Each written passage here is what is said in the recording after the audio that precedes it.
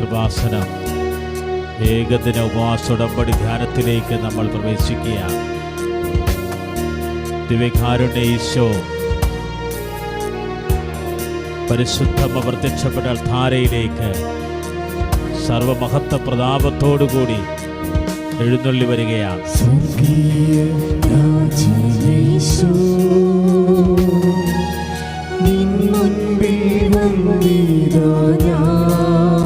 പ്രാർത്ഥനയോടെ നമുക്ക്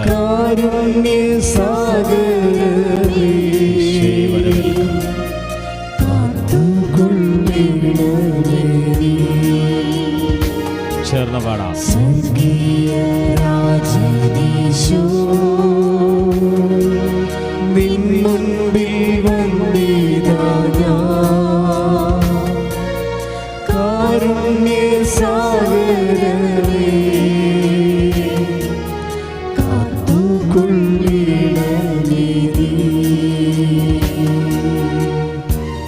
കരങ്ങൾ ഉയർത്തിക്കൊണ്ട് കർത്താവിനെ സ്തുതിക്കട്ടെ. ഹല്ലേലൂയ, ഹല്ലേലൂയ, ഹല്ലേലൂയ. ഈശോയെ, ഞങ്ങളങ്ങേ സ്തുതിക്കുന്ന കർത്താവെ ആരാധിക്കുന്നു. കർത്താവെ, ഞങ്ങളുടെ മധ്യത്തിലേക്ക് അങ്ങ് എഴുന്നള്ളി വരണമേ എന്ന് പ്രാർത്ഥിക്കുന്നു. കർത്താവായ ഈശോ എഴുന്നള്ളി വരികയാണ്. യോഹന്നാൻ 10:10 പറയുന്നു, ഈശോ വരുന്നു നിനക്ക് ജീവൻ നൽകാൻ, നിന്റെ ഉടമ്പടി നിയോഗങ്ങളെ ആശീർവദിക്കാൻ, നിന്റെ ജീവിത ദുരിതങ്ങളുടെ മേൽ സമാശ്വാസം നൽകാൻ, നിങ്ങളുടെ സങ്കടങ്ങൾ ഏറ്റെടുക്കാൻ. സംഗീതത്തിന് 56:8 നിന്റെ കണ്ണീർക്കയങ്ങൾ ഏറ്റെടുക്കാൻ ഈശോ വരുന്നു.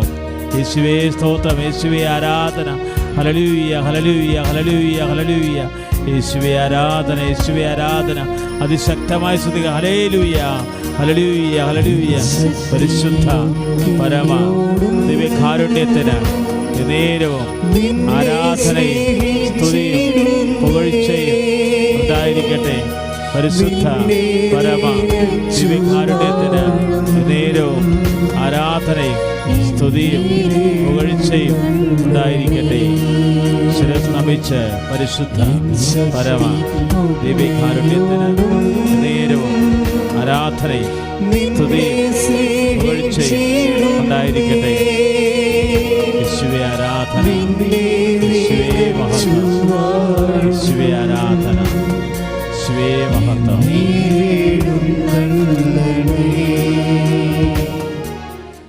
കൃപാസന പ്രദർശീകരണ മധ്യസ്ഥ പ്രാർത്ഥന നമുക്ക് വിശ്വാസത്തോടെ ഏറ്റുചൊല്ലാം. അമേ പരിശുദ്ധ അമ്മേ, അമേ പരിശുദ്ധ അമ്മേ, ദൈവമാതാവേ, ദൈവമാതാവേ, കൃപാസനത്തിലൂടെ ഞങ്ങൾക്കും ഞങ്ങളുടെ ദേശത്തിനും അമ്മ മാധ്യസം തേടി തന്ന എല്ലാ അനുഗ്രഹങ്ങൾക്കും കൃപകൾക്കും ഞങ്ങളിപ്പോൾ ഹൃദയം നിറഞ്ഞ നന്ദി പറയുന്നു. സ്തുതിച്ച് പ്രാർത്ഥിക്കാം.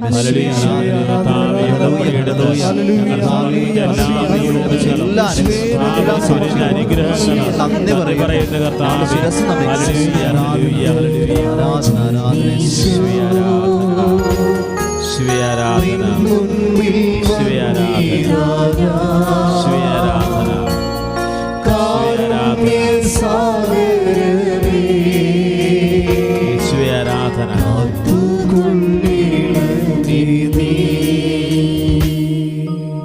അമേ പരിശുദ്ധമേ, ദൈവമാതാവേ, 2004 ഡിസംബർ 7-ാം തീയതി ഉച്ച കഴിഞ്ഞ് 2:30 കൃപാസനത്തിൽ സംഭവിച്ച അമ്മയുടെ പ്രത്യക്ഷപ്പെടലിനെ കുറിച്ച് തിരുസഭയ്ക്ക് സമർപ്പിച്ചിരിക്കുന്ന പഠനരേഖകളുടെ വസ്തുനിഷ്ഠവും ദൈവശാസ്ത്ര വിധി പ്രകാരമുള്ളതുമായ അന്വേഷണ പഠനങ്ങൾ ആ പ്രത്യക്ഷപ്പെടലിലൂടെ പ്രകടമായ ദൈവമാതാവിന്റെ പ്രത്യേക കരുതലും സംരക്ഷണവും വെളിപ്പെടുത്തുന്ന പീഡിതരുടെ ആശ്വാസം, പ്രവാചകന്മാരുടെ രാജ്ഞിയും വാഗ്ദാനത്തിന്റെ പേടകവും പ്രപഞ്ച പ്രകൃതിയുടെ മാതാവുമായ പരിശുദ്ധ അമ്മയുടെ ഭക്തി തിരുസഭയിൽ കൂടുതൽ പ്രചരിച്ച് ജീവിതത്തിന്റെ ദുരിത ദുരന്ത അവസ്ഥകളിൽ അകപ്പെട്ട് കഴിയുന്ന അനേകായിരം മക്കൾക്ക് ദൈവത്തിന്റെ സാന്നിധ്യവും സന്ധിപ്പും കൂടുതൽ അനുഭവിക്കുക വഴി ആത്മീയ വിശുദ്ധിയും ദൈവശക്തിയും കൈവരിക്കുവാൻ ഞങ്ങളുടെ കുടുംബങ്ങളെ ഇടയാക്കണമേ. സ്തുതിച്ച് പ്രാർത്ഥിക്കുന്നു. ആത്മീയ വിശുദ്ധി, ദൈവശക്തി, കർത്താവിന്റെ സാന്നിധ്യം, സന്ധിപ്പ് അനുഭവിക്കാനുള്ള കൃപയുണ്ടാകണമേ.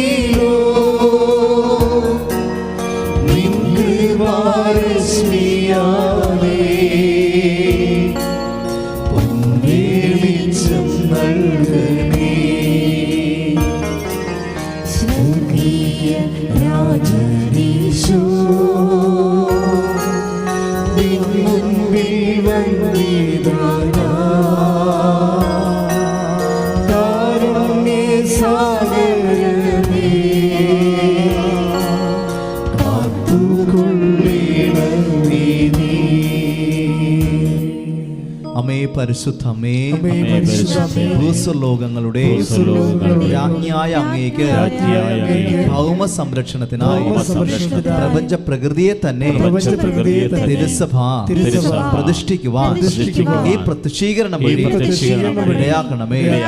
പരിശുദ്ധമേ, ജപമാല മാതാവേ, സകല കൃപാസന പ്രാർത്ഥനകളോടും ചേർത്ത് ഞങ്ങളിപ്പോൾ പ്രാർത്ഥിക്കുന്ന ഈ കുടുംബത്തിന്റെ പ്രത്യേക നിയോഗം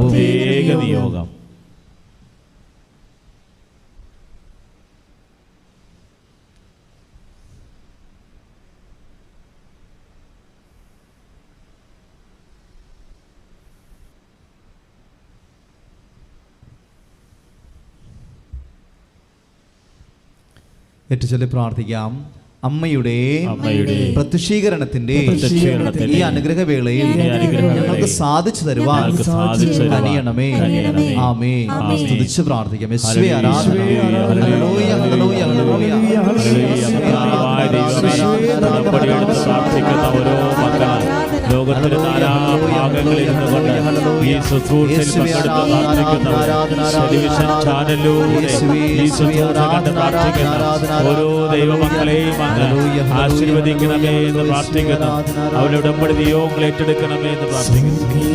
ശിവേ ആരാധന, ശിവേ ആരാധന, ശിവേ ആരാധന.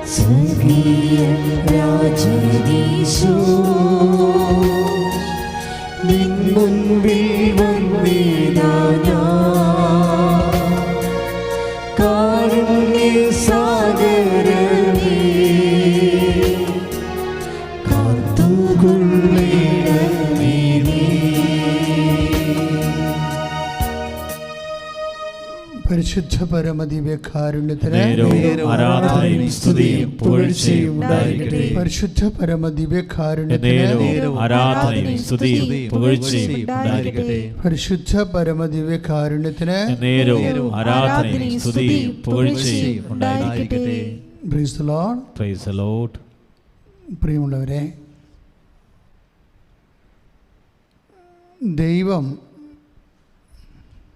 ദൈവത്തിൻ്റെ കൂടെ നമ്മൾ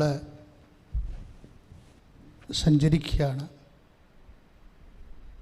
ഉടമ്പടി ധ്യാനത്തിലൂടെ. ദൈവത്തിൻ്റെ കൂടെ ഇങ്ങനെ സഞ്ചരിക്കുമ്പോൾ എപ്പോഴും നമുക്ക് ദൈവാനുഭവങ്ങളുണ്ടാകും. വലിയ ആശ്വാസവും സന്തോഷവും ആശ്ചര്യവും. ചില സമയത്ത് ഒരു പകപ്പും ഉണ്ടാകും. ദൈവത്തിൻ്റെ കൂടെ സഞ്ചരിക്കുമ്പോൾ നമുക്ക് ആശ്ചര്യവും അനുഭവവും ഒക്കെ ഉണ്ടാകും. പക്ഷെ ചില സമയത്ത് ഒരു പകപ്പുണ്ടാകും. ഈ പകപ്പ് എങ്ങനെ കൈകാര്യം ചെയ്യാൻ കഴിയും? വിശ്വാസിക്ക് ഇടയ്ക്കുണ്ടാകുന്നൊരു വിഷയമാണ് ദൈവപ്പകപ്പ്. എന്നുവെച്ചാൽ ദൈവം നമുക്ക് കൽപ്പിച്ചു കൂട്ടി തരുന്ന ഒരു സംഭ്രമം. ഞാനത് പറയാൻ കാര്യം, ഇപ്പോഴേ ഉച്ചയ്ക്ക് ശേഷം ഞാനൊരു സാക്ഷ്യം കേട്ടു. സാക്ഷ്യം ഇതാണ്. ഒരു നിഷ വിൻസെൻ്റ് വയനാട്ടിൽ നിന്ന്. അപ്പോൾ അവർക്ക് 6 വയസ്സ് മുതലേ കയ്യിൽ അലർജിയാണ്.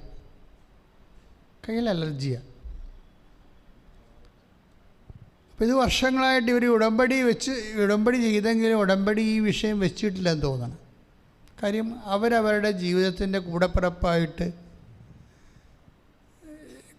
കൊണ്ടു നടക്കുന്ന കുറേ സങ്കടങ്ങളുണ്ട്. ചില മനുഷ്യർ ഇതെൻ്റെ കൂടപ്പിറപ്പാണ്, ചിലർ പറയില്ല ഇതെന്നെയും കൊണ്ടേ പോകത്തുള്ളൂ,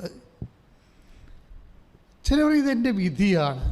അത് കാരണം ഇത് പ്രാർത്ഥനയ്ക്ക് പോലും വെക്കാത്ത വിഷയങ്ങൾ. അതായത് നമ്മൾ പ്രാർത്ഥനയ്ക്ക് വെക്കുന്ന വിഷയങ്ങൾ എന്താണ്, ആ വിഷയങ്ങളിൽ നമ്മൾ ദൈവത്തെ വിശ്വസിക്കുന്നുണ്ടോ? കല്യാണം, വീട്, വിവാഹം, ജോലി, പരീക്ഷാ വിജയം, അങ്ങനെ ഇപ്പം കിട്ടുമെന്ന് നമ്മൾ വിചാരിക്കുന്ന പല കാര്യങ്ങളെയും നമ്മൾ ദൈവത്തിൽ വിശ്വസിക്കുന്നുണ്ട്. പക്ഷേ ഈ ചന്ദ്രൻ്റെ നിലാവിൻ്റെ സ്വശീകരണം പോലെയാണ്. പൂർണ്ണചന്ദ്രൻ ചില സമയത്തേ കാണത്തുള്ളൂ, അല്ലേ? പൗർണമിയിൽ മാത്രമേ പൂർണ്ണചന്ദ്രനെ കാണത്തുള്ളൂ. ഇടയ്ക്കുള്ള വൃദ്ധിക്ഷയങ്ങളുടെ ദിവസങ്ങളൊക്കെ കുറച്ച് കറുത്തതും കുറച്ച് വെളുത്തും ഇരിക്കും. അപ്പം നാരങ്ങ മിഠായി പോലെ തേങ്ങാപ്പുള പോലെയൊക്കെ ഇങ്ങനെ ഇരിക്കും, അല്ലേ? പക്ഷേ നമ്മൾ ശ്രദ്ധിച്ച് നോക്കിയാൽ മനസ്സിലാകും കുറേ ഭാഗങ്ങൾ അത്രയും വെളുത്തിട്ടുണ്ടെങ്കിലും അതിൻ്റെ കൂടെ കുറേ ഭാഗങ്ങളിങ്ങനെ കറുത്തിരിക്കണ കാണാം. ദൈവവിശ്വാസത്തിന് ഏതാണ്ട് ഇതുപോലെ സംഭവിക്കുന്നുണ്ട്. നമ്മൾ ശ്രദ്ധിച്ചില്ലെങ്കിൽ നമ്മൾ വിശ്വസിക്കുന്നു കുറേ കാര്യങ്ങളെ. ദൈവത്തെ വിശ്വസിക്കുന്നത് കാര്യങ്ങളുടെ അടിസ്ഥാനത്തിലാണ്. ആണോ? അത് ഒന്ന് ചിന്തിക്കണം. ഇപ്പം ചിലർ ഉടമ്പടിയിൽ വെക്കുമ്പോൾ, നമുക്കിത് മരിയൻ ഉടമ്പടി ധ്യാനമാണല്ലോ, ചിലർ ഉടമ്പടി വെക്കുമ്പോൾ ചില കാര്യങ്ങൾ വെക്കാൻ മറന്നു പോവുകയോ വെക്കാതിരിക്കുകയോ ചെയ്യും. എന്താണ് കാരണം? അതിങ്ങനെ ജന്മന കൂടപ്പിറപ്പായിട്ടുള്ള കാര്യമാണ്. അതുകൊണ്ട് അത് നമ്മുടെ അവബോധ മനസ്സ് പറയുന്നു ദൈവം പോലും അത് മാറ്റത്തില്ലെന്ന്. ഞാൻ ഈ നിഷാ വിൻസെൻ്റെ സാക്ഷ്യം കേട്ടപ്പോഴാണ് എനിക്ക് തോന്നിയത്. അപ്പോൾ അവർക്ക് 6 വയസ്സ് മുതൽ ഒരു അലർജിയുണ്ട്. നമ്മുടെ കുട്ടി ഉടുപ്പിട്ട് നടക്കുന്ന കാലമില്ലേ, അപ്പോൾ ആ കാലം മുതൽ ഒരു അലർജി കയ്യിലിങ്ങനെ ചൊള്ളച്ച് ഇങ്ങനെ വരും. ചൊള്ളച്ചെന്നൊക്കെ പറഞ്ഞാൽ ആലപ്പുഴ ലാംഗ്വേജ് എനിക്ക് മനസ്സിലാവുമെന്ന് അറിയത്തില്ല. ഇങ്ങനെ കുരുക്കൾ പോലെ കുമ്പി വരും. അലർജിയാണത്. അത് ഇവർ ശരീരത്തിൻ്റെ ഭാഗമായിട്ട് ഇവർ അനുഭവിക്കുകയാണ്. ചില ആൾക്കാരുടെ 20 കൊല്ലം ആ വലിവ്. കൃപാസന സാക്ഷ്യങ്ങൾ കേൾക്കുമ്പോൾ നിങ്ങൾ നോക്കേണ്ട വിഷയം എന്ന് വെച്ച് കഴിഞ്ഞാൽ, മുൻകാല പ്രാബല്യത്തോടെ കർത്താവ് കുറേ ഫയലെടുക്കണ കാണാം. ദൈവത്തിൻ്റെ നമുക്ക് ഒരു കാര്യം ദൈവവേദന ശ്രദ്ധിക്കണം. ഒരു കാര്യം 2 തരത്തിൽ നമുക്ക് അക്സെപ്റ്റ് ചെയ്യാം. ഒന്ന് എൻ്റെ തലവിധിയാണെന്ന് പറഞ്ഞ് അക്സെപ്റ്റ് ചെയ്യുക. രണ്ടാമത്തത് കർത്താവിൻ്റെ ദാസി അങ്ങയുടെ വചനം പോലെ നിറവേറട്ടെ എന്നും പറഞ്ഞുകൊണ്ട് അക്സെപ്റ്റ് ചെയ്യാം. നമുക്ക് വരുന്നൊരു പ്രശ്നം, നമ്മൾ ഈ കൃപയുടെ വ്യവഹാരത്തിലും വ്യാപാരത്തിലുമൊക്കെ ഒത്തിരിയേറെ ഇഡിയറ്റായിട്ടുള്ള ഒത്തിരിയേറെ നിലപാടുകൾ കൊണ്ട് ഒത്തിരി നഷ്ടം വരുന്നുണ്ട്. ചില ആൾക്കാർ, ഇപ്പോൾ ചേച്ചിയുടെ കാര്യം തന്നെ എടുത്തേ, അവർക്ക് 6 വയസ്സ് മുതൽ ഇതുണ്ട്, അലർജി ഉണ്ട്. ഇപ്പോൾ അവർക്ക് എത്രയോ വയസ്സ്. കാര്യം അവർക്ക് മരുമകളുണ്ടെന്ന്, കുഞ്ഞുണ്ടെന്നും മൂത്ത മകളുണ്ടെന്നും അവൾക്ക് കല്യാണം കഴിഞ്ഞെന്നൊക്കെ സാക്ഷ്യത്തിലുണ്ട്. അതിൻ്റെ അർത്ഥം എങ്ങനെയായാലും ഒരു 45 വയസ്സെങ്കിലും കാണും. 50-45 വയസ്സ്. അപ്പോൾ 10-45 വർഷമായിട്ട് ഈ അലർജി കൂടെയുണ്ട്. 10-45 വർഷമായി ഈ അലർജിയോട് ഇവർ കോംപ്രമൈസ് ആയിരിക്കുന്നത്. എന്താണ്? അത് ദൈവഹിതമാണെന്നല്ല വിഷയം, അതിൻ്റെ വിധിയാണെന്ന്.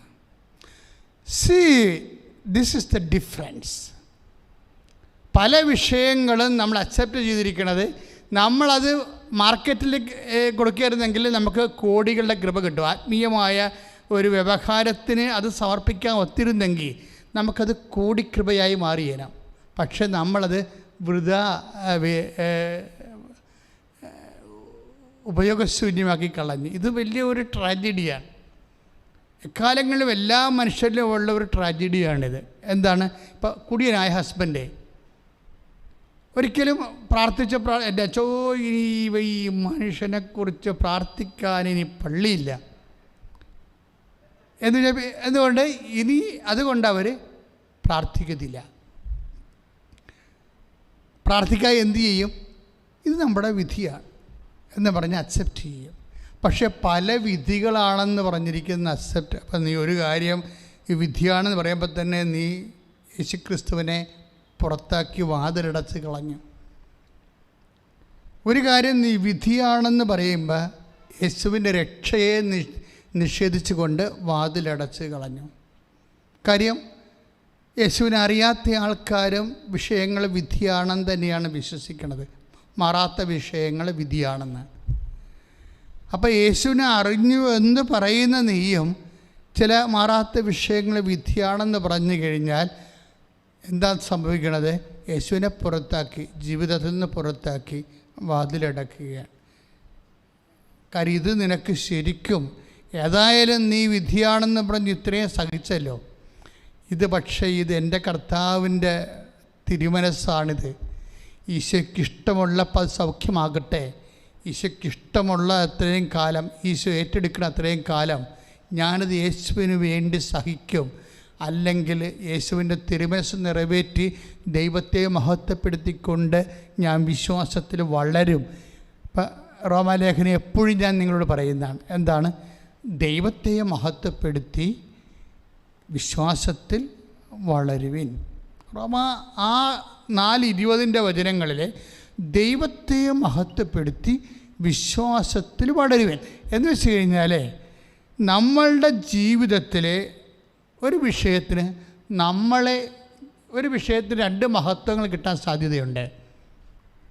ഒന്ന്, നാട്ടുകാരൻ നമ്മളെ മഹത്വപ്പെടുത്തും, ഇല്ലേ? അല്ലെങ്കിൽ നിങ്ങളുടെ വീട്ടുകാരൻ നിങ്ങളെ മഹത്വപ്പെടുത്തും, നിങ്ങൾ അപ്രോച്ച് ചെയ്യും, നിങ്ങളെ അംഗീകരിക്കും, നിങ്ങളുടെ മാർക്ക്, അതുപോലെ നിങ്ങളുടെ ഓരോരോ വിജയങ്ങളിലെല്ലാം നിങ്ങളെ പ്രോത്സാഹിപ്പിച്ചു കൊണ്ടേയിരിക്കും. അപ്പോൾ ഇങ്ങനെ വരുമ്പോൾ സ്വാഭാവികമായിട്ട് നമുക്കൊരു മഹത്വം കിട്ടും. ഈ നമുക്ക് കിട്ടുന്ന മഹത്വം തീർച്ചയായിട്ടും നമ്മളെ വളർത്തും. എങ്ങനെ വളർത്തും? നമ്മളെ മാനുഷികമായിട്ട് വളർത്തും. മാനുഷികമായിട്ട് വളർന്നാലുള്ള അവസ്ഥ അറിയാവില്ല. എത്ര വളർന്നാലും സിമിത്തേരി വരെ മാത്രമേ മനുഷ്യൻ വളരത്തുള്ളൂ. പിന്നെയും വളരാം. കല്ലറ വിവാദങ്ങളൊക്കെ ഉണ്ടാക്കിയാൽ പിന്നെയും വളരാം. അങ്ങനെ ഓരോരുത്തരും ഓരോ രീതികളിലൊക്കെ അവസാന കാലങ്ങളിലൊക്കെ കുറേ അഭ്യാസങ്ങൾ കാണിക്കും. അങ്ങനെ വളരാം. പക്ഷേ അതൊക്കെ കുറച്ച് കഴിയുമ്പോൾ ചാരം പോലെ തന്നെ വീണ്ടും മണ്ണിലടിയണം നമ്മൾ കണ്ടിട്ടുണ്ട്.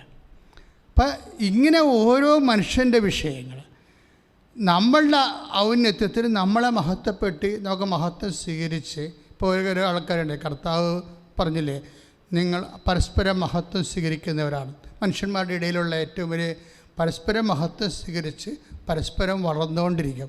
എത്ര വളരാൻ പറ്റും? പക്ഷെ നമ്മൾ റോമ 4:20 അനുസരിച്ച് ദൈവത്തെ മഹത്വപ്പെടുത്തിയാൽ എന്ത് സംഭവിക്കും? വിശ്വാസത്തിൽ വളരും. വിശ്വാസത്തിൽ വളരുക എന്ന് വെച്ച് കഴിഞ്ഞാൽ വളർച്ചയുടെ ഒരു 1-ാം ഘട്ടമാണത്. പിന്നെ വളർച്ചയുടെ 2-ാം ഘട്ടം പ്രത്യാശയുണ്ട്. വളർച്ചയുടെ 3-ാം ഘട്ടം ദൈവസ്നേഹമുണ്ട്. കാര്യം ഒന്നുമില്ല. നീ എന്തിനാണിത് സഹിക്കണമെന്ന് ചോദിച്ചു കഴിഞ്ഞാൽ ഞാൻ എൻ്റെ ദൈവസ്നേഹത്തെ പ്രതിയാണ് സഹിക്കുന്നത്. ദൈവത്തോടുള്ള സ്നേഹത്തെ പ്രതി ഞാനിത് അക്സെപ്റ്റ് ചെയ്യുന്നു. ദൈവത്തോടുള്ള സ്നേഹത്തെ പ്രതി ഞാനിത് അക്സെപ്റ്റ് ചെയ്യുന്നു. അപ്പം അതിനകത്ത് വേറെ ഗുണവും ദോഷവും ഒന്നും അമ്മ തെരേസ്യ പറഞ്ഞ പോലെ വരും. അമ്മ തെരേസ്യ പറഞ്ഞ, സ്വർഗം മോഹിച്ചാണ് ഈശോ ഞാൻ നിൻ്റെ പിന്നാലെ നടക്കണത് എന്ന് നീ ഒരിക്കലും കരുതരുത്. എനിക്ക് സ്വർഗമല്ല വേണ്ടത്, എനിക്ക് വേണ്ടത് നിന്നെ തന്നെയാണ്. എൻ്റെ ആധ്യാത്മികത എന്നെ വല്ലാത്ത സ്വാധീനിച്ചിട്ടുള്ള ഈ വിശുദ്ധന്മാരുടെ ജീവചരിത്രത്തിലൊക്കെ പകുതി മുക്കാലുമൊക്കെ എഴുത്തുകാരുടെ നുണകളുണ്ട്. അത് കാരണം ഇങ്ങനെയുള്ള സാധനങ്ങളൊക്കെ ഞാൻ സാധാരണ വായിക്കാറില്ല. പക്ഷേ ചില ക്ലാസിക്കൽ സയൻസിൻ്റെ സത്യസന്ധമായ ചില വരികളുണ്ട്, അത് നമുക്ക് നിഷേധിച്ചുകൊണ്ട്, കാര്യം അവർ നമുക്ക് മുമ്പ് ഈശോനെ അനുഭവിച്ച ആൾക്കാരാണ്. കാരണം അവരുടെ ജീവിതത്തിൽ പോലും ചിന്തിക്കാത്ത കാര്യങ്ങളൊക്കെയാണ് അവർ പുസ്തകം എഴുതുമ്പോൾ ഈ പുസ്തകം എഴുത്തുകാർ അവർക്ക് ഓരോ വിശുദ്ധന്മാരുടെ ജീവചരിത്രത്തിൽ കേട്ടുള്ള കാര്യങ്ങൾ പുതിയ വിശുദ്ധന്മാരുടെ ജീവചരിത്രം എഴുതുമ്പോൾ കോപ്പി അടിച്ച് ചേർക്കണം കണ്ടിട്ടില്ലേ? അതെല്ലാം കോപ്പി അടിക്കുക. ഇങ്ങനെ സഭയിൽ കുറേ തരികിട പരിപാടികൾ ആൾക്കാർ ചെയ്യുന്നുണ്ട്, അതല്ല. പക്ഷേ സത്യസന്ധമായിട്ട് പറഞ്ഞാൽ നമ്മൾ ദൈവത്തെ വിശ്വസിക്കുന്നതും സ്നേഹിക്കുന്നതും പോലും എന്തിനു വേണ്ടിയാണ്? ദൈവത്തിൻ്റെ വചനം, ദൈവത്തിൻ്റെ മനസ്സ് ദൈവത്തിന് വേണ്ടി മാത്രം, സ്വർഗത്തിന് വേണ്ടി പോലും അല്ല. കാര്യം അപ്പോൾ അതിൻ്റെ അകത്തൊരു ചെറിയൊരു സ്വാർത്ഥത വരും അല്ലേ? സ്വർഗത്തിന് വേണ്ടി പോലും അല്ല. കാര്യം അതെല്ലാം ദൈവത്തിൻ്റെ വിഷയം, ദൈവത്തിൻ്റെ കൈകളിലുള്ള വിഷയമാണ്. അതാണ് അമ്മ തെരേസ്യ വളരെ എത്രയോ വർഷം കർത്താവിൽ ജീവിച്ചിട്ട് അവസാനം പറയുന്ന ചില കാര്യങ്ങളിൽ ഒന്നാണത്. സ്തുതിക്കട്ടെ, ഹല്ലേലൂയ, ഹല്ലേലൂയ, ഹല്ലേലൂയ, ഹല്ലേലൂയ, ഹല്ലേലൂയ. കരങ്ങൾ ഉയർത്തിക്കൊണ്ട് സ്തുതിക്കട്ടെ. യേശുവേ സ്തോത്രം, യേശുവേ നന്ദി കർത്താവേ, സ്തോത്രം ദൈവമേ.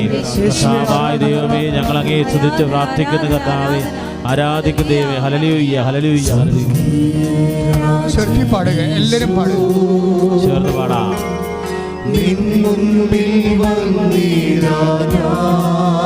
യേശുവേ ആരാധന.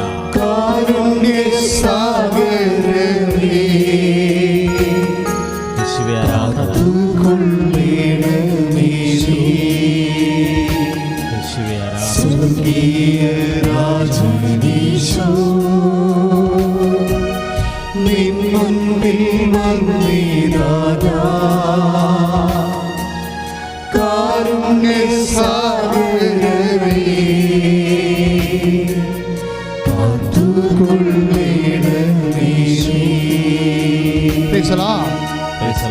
നിങ്ങൾ ഈ പാട്ടുകളൊക്കെ കേൾക്കുമ്പോഴേ നിങ്ങൾ അതിനോട് ചേർന്ന് പാടിയിട്ട് നിങ്ങളെ പ്രാർത്ഥിക്കുകയാണെന്ന് ദൈവത്തിന് തോന്നണ രീതിയിൽ വേണം ആരാധനകൾ കൂടാൻ.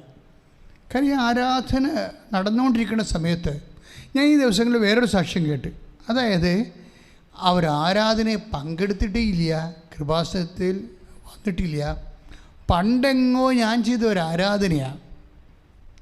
പക്ഷെ ആ ആരാധനയുടെ സമയത്ത് അവിടെ വിളിച്ച് പറയുന്ന ഒരു സംഭവമുണ്ട്, കഴുത്തിലെ വ്രണം, മുഴ അപ്രത്യക്ഷമാകുന്നതായിട്ട് ആരാധനയെ വിളിച്ച് പറയും. ആ സമയത്ത് ഈ ചേച്ചി ഒന്നോ രണ്ടോ കൊല്ലം മുമ്പ് നടന്ന ആരാധനയാണ്, അവിടെയുള്ള ദർശനമാണ് ഈ പറയണത്. ആ സമയത്ത് ചേച്ചി അത് കേട്ടുകൊണ്ട് കഴുത്തിലെ മുഴയുള്ള ചേച്ചി കൈവച്ച് പ്രാർത്ഥിക്കുമ്പോൾ പിറ്റേ ദിവസം ആ മുഴ കാണാനില്ല, പിറ്റേ ദിവസം മുഴ കാണാനില്ല. അതെന്ന് വെച്ച് കഴിഞ്ഞാൽ എത്ര പഴയ ധ്യാനമാണെങ്കിലും നമ്മൾ അവിടെ പറയണ എന്താണ്? ദൈവവചനമല്ലേ പറയണത്. അപ്പം ആ ദൈവവചനമായത് കൊണ്ട് തന്നെ ഇതിന് പഴയതും പുതിയതും ഒന്നുമില്ല, അതെപ്പോഴും പുതിയത് തന്നെയായിരിക്കും.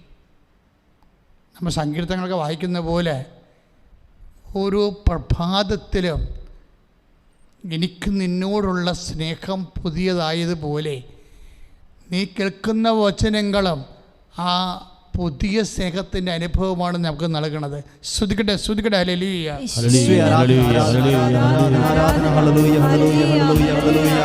യേശുവേ ഹല്ലേലൂയ ഹല്ലേലൂയ ഹല്ലേലൂയ യേശുവേ ആരാധന ദൈവമേ ആരാധന ഹല്ലേലൂയ ഹല്ലേലൂയ ഹല്ലേലൂയ ഹല്ലേലൂയ യേശുവേ കർത്താവേ അഭിഷേകം ചെയ്യണമേ എന്ന് പ്രാർത്ഥിക്കുന്നു ഹല്ലേലൂയ ഹല്ലേലൂയ ഹല്ലേലൂയ ഹല്ലേലൂയ നിന്നെ സ്നേഹിച്ചിടുന്നേ യേശുവേ ആരാധന നിന്നെ നിറച്ചു വാഴും എന്നീരേഴുന്നള്ളണേ എല്ലാവരും എൻ ശക്തിയൊക്കെയോടും നിന്നെ സ്നേഹിച്ചിടുന്നേ നിന്നെ നിറച്ചു വാഴും എന്നീരേഴുന്നള്ളണേ. ശ്രദ്ധിക്കട്ടെ. ഹല്ലേലൂയ ഹല്ലേലൂയ ഹല്ലേലൂയ ഹല്ലേലൂയ ഹല്ലേലൂയ ഹല്ലേലൂയ ഹല്ലേലൂയ യേശുവേ ഞങ്ങൾ അങ്ങേ സ്തുതിച്ച് പ്രാർത്ഥിക്കുന്നു ആരാധിക്കുന്നു ഹല്ലേലൂയ ഹല്ലേലൂയ കർത്താവേ ഉടമ്പടി എടുത്തു മകനെ ഉടമ്പടിത്ത് പ്രാർത്ഥിക്കുന്നവരെ തൊടണം യേശുവേ ആരാധന യേശുവേ ആരാധന വിശുദ്ധ പരമദിവ്യകാരുണ്യത്തിന് നമ്മൾ പറഞ്ഞുകൊണ്ട് വന്ന വിഷയം, അതായത് ഓരോ മനുഷ്യൻ്റെ വിശ്വാസത്തിലും കുറച്ച് വെളിച്ചവും കുറച്ച് ഇരുളും കിടക്കുന്നുണ്ട്. ഈ ഇരുളെന്ന് പറയണത് ആ വിഷയത്തിൽ നീ ദൈവത്തിലെ വിശ്വസിക്കുന്നില്ല. എന്താ കാര്യം? കുറേ കാലം നീ പ്രാർത്ഥിച്ചതാണ്. ഇപ്പോൾ അയൽവാസികൾ തമ്മിലുള്ള വസ്തു തർക്കമാണെന്ന് വിചാരിച്ചോ. ആ വസ്തു തർക്കം വർഷങ്ങളായി നിങ്ങളുടെ ഭിന്നതയിലാണ്. ആ ഫയൽ നീ ക്ലോസ് ചെയ്ത് എവിടെ? അവരോടും മിണ്ടണില്ല, ആ വിഷയം ദൈവത്തോടും മിണ്ടണില്ല. അപ്പോൾ നീ ആരായി മാറും? മൂകപ്പിശാസായി മാറും. കർത്താവിൻ്റെ ഒരു സ്വഭാവം എന്താണ്? മൂകപ്പിശാസിനെ അവൻ ബഹിഷ്കരിക്കും. അപ്പം കാര്യം ഒരു അതിർത്തി തർക്കം ഉണ്ടായി. എന്നിട്ടത് കുറേ നാൾ കോംപ്രമൈസൊക്കെ ചെയ്യാൻ വേണ്ടി ആൾക്കാരെ മധ്യസ്ഥന്മാരൊക്കെ വെച്ചു. നീയും കുറേ പ്രാർത്ഥിച്ചു. ഇപ്പോഴെന്താണ്? അതിനൊരു അനക്കമില്ല. അപ്പോൾ നീ എന്ത് ചെയ്ത്? ആ വിഷയം നീ വിട്ടു. ആരൊക്കെ വിട്ടു? ദൈവത്തിനിടയ്ക്കൊന്നും വിട്ടു. അയൽവാസിയോടും മിണ്ടാട്ടവും ഇല്ല. ആ വിഷയം ദൈവത്തോടും മിണ്ടാട്ടവും ഇല്ല. ഇപ്പം രണ്ട് തരത്തിൽ നീ മിണ്ടണില്ല. ഒന്ന്, ആ വിഷയം നീ ദൈവത്തോട് മിണ്ടണില്ല. എന്താണ്? അത് ദൈവത്തിനെ ശ്രദ്ധിക്കത്തില്ല, ദൈവത്തിന് പോലും ചെയ്യാൻ പറ്റത്തില്ല എന്ന് നിൻ്റെ അവബോധ മനസ്സ് നിനക്ക് തെറ്റായ ഉപദേശം നൽകിയിരിക്കുന്നു. അയൽവാസിയോട് നീ മിണ്ടാറേയില്ല ആ വിഷയം കാരണം. നീ അയൽവാസിയോട് ആ വിഷയം കാരണം മിണ്ടാതിരിക്കുമ്പോൾ നീ എന്താണ് ദൈവത്തോട് പറയണത്? എനിക്ക് ദൈവത്തോടുള്ള സ്നേഹത്തേക്കാൾ വലുതാണ് അതിർത്തി തർക്കമെന്നാണ് എൻ്റെ അർത്ഥം. എനിക്ക് അതിർത്തി തർക്കം എന്താണ്? അത് ഞാൻ അവരോട് മിണ്ടണില്ല. എൻ്റെ അർത്ഥം എന്താണ്? എനിക്ക് ദൈവത്തോടുള്ള സ്നേഹത്തേക്കാൾ വലുതാണ് ഒരു പിടി മണ്ണ്. എനിക്ക് അല്ലെങ്കിൽ ഒരു പിടി മണ്ണ്, അല്ലെങ്കിൽ ഒരു സെൻറ്റ് മണ്ണെന്ന് വിചാരിച്ചു, ഭൂമിയെന്ന് വിചാരിച്ചു. അത് നീ അവരോട് മിണ്ടണില്ല, ആ ഒരു വിഷയത്തിൽ കൊണ്ട് അവരോട് മിണ്ടണില്ല, സംസർഗമില്ല എന്നെങ്കിൽ നീ പറയാതെ പറയുന്ന വിഷയം എന്താണ്? ദൈവത്തിലെ ഉടമ്പടി എടുത്ത ഒരു കുഞ്ഞു പോലും ഈ മനോഭാവത്തിൽ നിന്ന് ഡെലിവർ ചെയ്യണം. ഈ മനോഭാവത്തിൽ നിന്ന് ഡെലിവർ ചെയ്യണം. അത് ഈ രക്ഷപ്പെട്ട് പുറത്തു വരണം. എന്ന് വെച്ച് കഴിഞ്ഞാൽ നമുക്ക് ഒരു സെൻറ്റ് ഭൂമിയേക്കാൾ ദൈവത്തിൻ്റെ സ്നേഹത്തേക്കാൾ വലുതല്ല ഒരു സെൻറ്റ് ഭൂമി എന്ന് പറയണത്. അപ്പോൾ നമ്മൾ കർത്താവിനെ വിലപേശുകയാണ്. ഒരു സെൻറ്റ് ഭൂമി വെച്ച് കർത്താവിൻ്റെ വചനം നമ്മളെ വിലപേശി നോക്കി നോക്കുകയാണ്. അതായത് ഇങ്ങനെ കുറേ ഇപ്പം നമ്മളെ ബന്ധനം അഴിക്കണം എന്നൊക്കെ പറഞ്ഞില്ലേ, സത്യസന്ധമായി കഴിഞ്ഞ ഈ സ്വഭാവത്തിൽ വന്നുപെട്ട ബന്ധനങ്ങളില്ലേ, അതാണ് ആദ്യം അഴിക്കേണ്ടത്. അല്ല എല്ലാവരെയും പിശാച് ബാധിച്ചിരിക്കണം എന്നുള്ള കാഴ്ചപ്പാടിൽ കാണുന്നവരെ കണ്ട് ബന്ധനം അഴിക്കേണ്ട പരിപാടിയൊന്നുമില്ല. ഓരോ മനുഷ്യൻ്റെ ഉള്ളിലും അറിയാത്ത ബന്ധനങ്ങൾ ഒത്തിരി കിടപ്പുണ്ട്.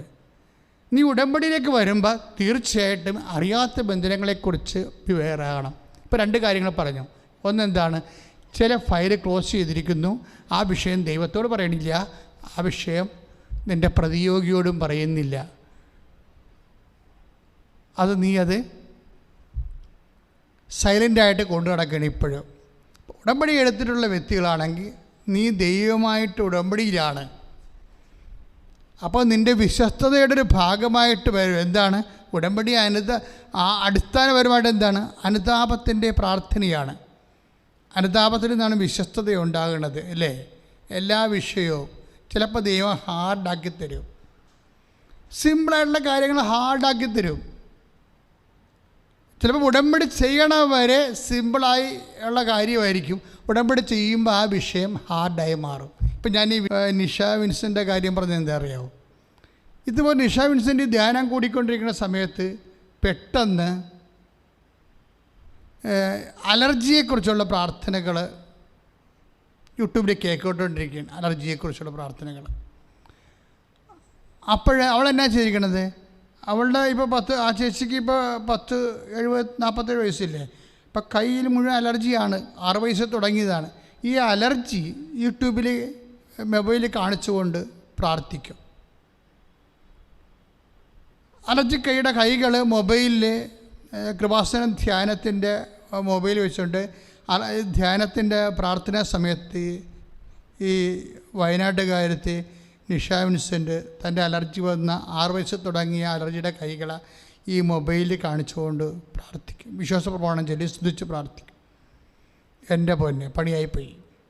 എന്താ പണിയായത്? ഇതുവരെ ഒരു പ്രശ്നമില്ലാതിരുന്ന കൈയാണ്. അലർജി മാത്രമേ ഉണ്ടായിരുന്നുള്ളൂ. പിറ്റേ ദിവസം ഈ സാധനം ഇങ്ങനെ പൊള്ളിപ്പഴുത്ത് വലിയ വികൃതമായി മാറി. അപ്പോൾ ഇവർക്കൊരു പ്രശ്നമായി. എന്താ സംഭവം? ഇവളൊരു പരീക്ഷണത്തിന് വേണ്ടി കാണിച്ചു നോക്കിയതാണ്. ഒക്കട്ടെ കിട്ടിയ കുട്ടിയെന്നും പറഞ്ഞുകൊണ്ട് കാണിക്കണമല്ലോ ചില ആൾക്കാർ. ദൈവത്തിൻ്റെ അടുത്ത് ഇങ്ങനെ ഒരു കളിക്ക് വരരുത് ഒരിക്കലും. അതായത് ഒക്കട്ടെ കിട്ടിയ കുട്ടി പോയ ചട്ടിയെന്നും പറഞ്ഞുകൊണ്ട് പ്രാർത്ഥിക്കുന്ന ആൾക്കാരില്ലേ? പലരുടെയും പ്രാർത്ഥനയിൽ ഈ സാധനമുണ്ട്. പ്രാർത്ഥിക്കും, പക്ഷേ ഒക്കത്തില്ലെന്ന് എനിക്കറിയാം എന്ന് ഉള്ളിൽ വിചാരിക്കും. ഈ ഉള്ളിൽ വിചാരിപ്പെന്ന് പറയണത് വല്ലാത്ത പെശകസ് പരിപാടിയാണ്. നീ എന്ത് പ്രാർത്ഥിക്കുന്നോ, നീ എന്ത് ഉള്ളിൽ വിചാരിക്കുന്നോ, രണ്ടും സെയിമാണ്. അപ്പോൾ ഓരോ വിഷയവും നമുക്ക് അർഹിക്കുന്ന രീതിയിലുള്ള വിശ്വാസം വേണ്ടേ? വിശ്വസിക്കുന്നുണ്ടോ, പക്ഷേ അതിൻ്റേതായിട്ടുള്ള അർഹിക്കുന്ന രീതിയിലുള്ള വിശ്വാസം. ഇപ്പം എല്ലാ വിഷയത്തിനും ഇപ്പോൾ പണ്ട് ഞാൻ ഇടയ്ക്ക് പറയാറുണ്ട്, കണ്ണൂരിൽ നിന്നൊരു മോള് ഒരു ബോയൻ്റെ ഒരു വെഞ്ചരിക്കാൻ കൊണ്ടുവന്നു. ബോയൻ്റെ എന്ന് പറയുന്നത് അമ്പും വില്ലും. ഇപ്പം നാഷണൽ അത്ലറ്റാണ്, ദേശീയ താരമാണ്. അപ്പം അവർ ബോയൻ്റെ ആരോയാണ് അവരുടെ സ്പെഷ്യലൈസ് ചെയ്തിരിക്കുന്നത്. അപ്പം അത് അവർ കണ്ണൂരിൽ ട്രെയിനിൽ കൊണ്ടുവന്നതാണ് ഇവിടെ വെഞ്ചരിക്കാൻ. കുർബാന കഴിഞ്ഞപ്പോൾ ഞാൻ ബോയൻ്റെ ഞാൻ തന്നെ പൊക്കിയിട്ട് എനിക്ക് പൊക്കാൻ പറ്റാത്ത ബുദ്ധിമുട്ടുണ്ടായിരുന്നാലും അത് ഈസി അല്ലായിരുന്നു. അപ്പോൾ ഞാനിവിടുത്തെ ആ മോളെ കണ്ടപ്പോൾ അവർക്ക് എങ്ങനെയായാലും ഒരു 17 വയസ്സൊക്കെ കാണും. അത്ര എന്നെപ്പോലെ സ്കെൽറ്റ് ടൈപ്പാണ്. പക്ഷെ ഞാനൊരു കൊച്ചിങ്ങനെ ഇത് പൊക്കിയിട്ട് വേണ്ടേ ഇത് ഷൂട്ട് ചെയ്യാൻ. അപ്പോൾ ചിലപ്പോൾ എനിക്കറിയാം പ്രാക്ടീസ് കൊണ്ട് അത് ചെയ്യാൻ പറ്റുമെന്ന് വിചാരിക്കും. ഞാനത് ബോയൻ്റെ വെഞ്ചരിച്ച് കൊടുത്തു. നാഷണലിൽ പോകണമെങ്കിൽ അതിൻ്റെ അർത്ഥം എന്താണ്? അവർ സ്റ്റേറ്റിൽ കിട്ടിയിട്ടല്ലേ അത് പോണത്. 3 കോടി ജനങ്ങളുടെ ഇടക്കുന്ന അവർക്ക് ഒരു 1ാം സമ്മാനം കിട്ടിയിട്ടാണല്ലേ കൊച്ച് ദേശീയ മത്സരത്തിന് പോണത്. പക്ഷെ അവർ പോയി കഴിഞ്ഞ സമയത്ത് എനിക്ക് മറ്റൊരു തരത്തിലുള്ള ചിന്തയാണ് വന്നത്. എന്താ കാര്യം? ബോയൻ്റെ ഞാനത് പിടിച്ച് എയ്യണമെങ്കിൽ മിക്കവാറും ഒരു 10 മീറ്റർ ചെന്ന് അത്രേ ഉള്ളൂ. പക്ഷേ ആ കുട്ടി അത് എയ്യുമ്പോൾ അത് ചിലപ്പോഴൊരു 30 മീറ്റർ പോകും. 30 മീറ്റർ പോയാൽ പറ്റത്തില്ല. അതിൻ്റെ ലക്ഷ്യത്തിൽ ചെന്നത് തറക്കണം.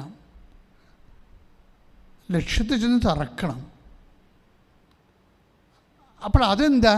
അത് അവരുടെ കപ്പാസിറ്റിയാണ്. ഈ ഉടമ്പടിയിൽ ഒരു കപ്പാസിറ്റി പ്രോബ്ലം ഉണ്ട്. അതാണ് ഞാൻ പറഞ്ഞുകൊണ്ട് വരുന്നത്. നമ്മുടേത് ഉടമ്പടി ധ്യാനമാണല്ലോ. കാര്യം ഉടമ്പടി ചെയ്തവർക്കും ഉടമ്പടി പുതുക്കിയവർക്കുമാണ് എല്ലാ ചൊവ്വാഴ്ചകളിലും അതിൻ്റെ ഉടമ്പടി യാത്രയിൽ വ്യത്യസ്തമായ നിർദ്ദേശം നൽകേണ്ടത്. ഉടമ്പടി ഒരു കപ്പാസിറ്റിയുമായിട്ട് ബന്ധപ്പെട്ട വിഷയമാണ്. കാര്യം ഇപ്പോൾ ആ കുട്ടിയുടെ വിഷയം തന്നെ എടുത്തതുപോലെ ഞാൻ ആ ബോയൻ്റെ അര ഷൂട്ട് ചെയ്താൽ 10 മീറ്റർ എനിക്ക് അത് വിടാൻ പറ്റത്തുള്ളൂ, ലക്ഷ്യത്തിൽ കൊള്ളത്തില്ല. പക്ഷെ ആ കുട്ടി അത് ഷൂട്ട് ചെയ്ത് കഴിയുമ്പോൾ 30 മീറ്റർ ചെല്ലുകയും ലക്ഷ്യത്തിൽ കൊള്ളുകയും ചെയ്യും. അപ്പം അങ്ങനെ വരാൻ കാരണത്തത് അവരുടെ കപ്പാസിറ്റിയാണത്. ഇതുപോലെ ഉടമ്പടിക്കൊരു കപ്പാസിറ്റി ഉണ്ട്. ഇപ്പം എല്ലാവരും ഉടമ്പടി ചെയ്യുന്നു, ഒത്തിരി പേർക്ക് സാക്ഷ്യങ്ങളുണ്ട്, എല്ലാവരും തന്നെ പകുതിയോളം പേരെങ്കിലും ഇവിടെ വന്നത് പറയുന്നുണ്ട്. ചില ആൾക്കാർ പറയാതിരിക്കുന്നത്, അയ്യോ ഞങ്ങൾ വന്നാൽ എങ്ങനെ യൂട്യൂബിൽ ഉടനെ വരുമല്ലോ പേര്, അത് അവർക്ക് ഭയങ്കര ക്ഷീണമാണ്. കാര്യം ഉടമ്പടി ചെയ്യാൻ അവർക്ക് ഭയങ്കര ഇഷ്ടമാണ്. പക്ഷേ കർത്താവ് ഒരു അനുഗ്രഹിച്ച് കഴിഞ്ഞാൽ പിന്നെ അവർ ദൈവത്തെ മഹത്വപ്പെടുത്തത്തില്ല. പിന്നെ അടുത്ത വിഷയം ഉണ്ടാകുമ്പോൾ വീണ്ടും വന്ന് അവർ ഉടമ്പടി ചെയ്യും, പക്ഷേ ദൈവം അനുഗ്രഹിച്ച ദൈവത്തെ മഹത്വപ്പെടുത്തത്തില്ല. എന്താ കാര്യം? അവർക്ക് തന്നെ വലിയ മഹത്വമുണ്ട് നാട്ടിലെ. അവർ ചിലപ്പോൾ ഹെഡ് മിസ്ട്രസ് ആകാം, അല്ല ചിലപ്പോൾ ഡോക്ടറാകാം. എന്തുമാത്രം ഡോക്ടേഴ്സ് വന്ന് ഉടമ്പടി എടുത്തിട്ടുണ്ട്. പക്ഷെ ആരെങ്കിലും 1-2 ഡോക്ടർമാർ മാത്രമേ ധൈര്യം കാണിച്ചുള്ളൂ സാക്ഷ്യം പറയാൻ. അനുഭവം ഇല്ലാഞ്ഞിട്ടല്ല, ഉടമ്പടിക്ക് അനുഭവമില്ലേ പിന്നെ എന്ത് അനുഭവം ഉണ്ടാകാനാ? പക്ഷേ എന്താ പ്രശ്നത്തിൽ അവർ തങ്ങളുടെ പേഷ്യൻ്റ് തങ്ങളുടെ ഹോസ്പിറ്റലിലൊക്കെ വർക്ക് ചെയ്യുമ്പോൾ ഇവിടെ വന്ന് സാക്ഷ്യം പറഞ്ഞിട്ട് യൂട്യൂബിൽ കണ്ടു കഴിഞ്ഞാൽ അപ്പോൾ അവരും ചോദിക്കത്തില്ലേ? കാര്യം ഇവർ ഭംഗിക്കെങ്കിലും ദൈവത്തെ നിഷേധിച്ച ആൾക്കാർ ആ കൂട്ടത്തിലുണ്ടാവും. ഭംഗിക്കെങ്കിലുമേ ഇപ്പോൾ നാട് ഓടുമ്പോൾ നടുവേ ഓടണമെന്ന് പറഞ്ഞുകൊണ്ട് എവിടെയാണ് അവിടെ ചെല്ലുമ്പോൾ വിശ്വാസം ഇല്ലാത്തതാണ് അവിടെ ഒരു ക്രെഡിറ്റ് എങ്കിൽ വിശ്വാസം ഉള്ളവന് ഇല്ലാത്തതുപോലെ അവിടെ അനുഭവിക്കും അല്ല അഭിനയിക്കും. അത് വലിയൊരു ട്രാജഡിയാണ്. ആധ്യാത്മിക ജീവിതത്തിൻ്റെ ട്രാജഡികൾ. എന്തുകൊണ്ട് നിങ്ങൾ ഇങ്ങനെയായിപ്പോയി? എന്തുകൊണ്ട് നിങ്ങളെ ദൈവം തൊടുന്നില്ല? എന്തുകൊണ്ട് ദൈവം നിങ്ങളെ പെട്ടെന്ന് തൊടുന്നില്ല എന്നാണ് ഞാൻ പറയണത്. ഓരോരോ മനോഭാവങ്ങളാണ് ശരിക്കും.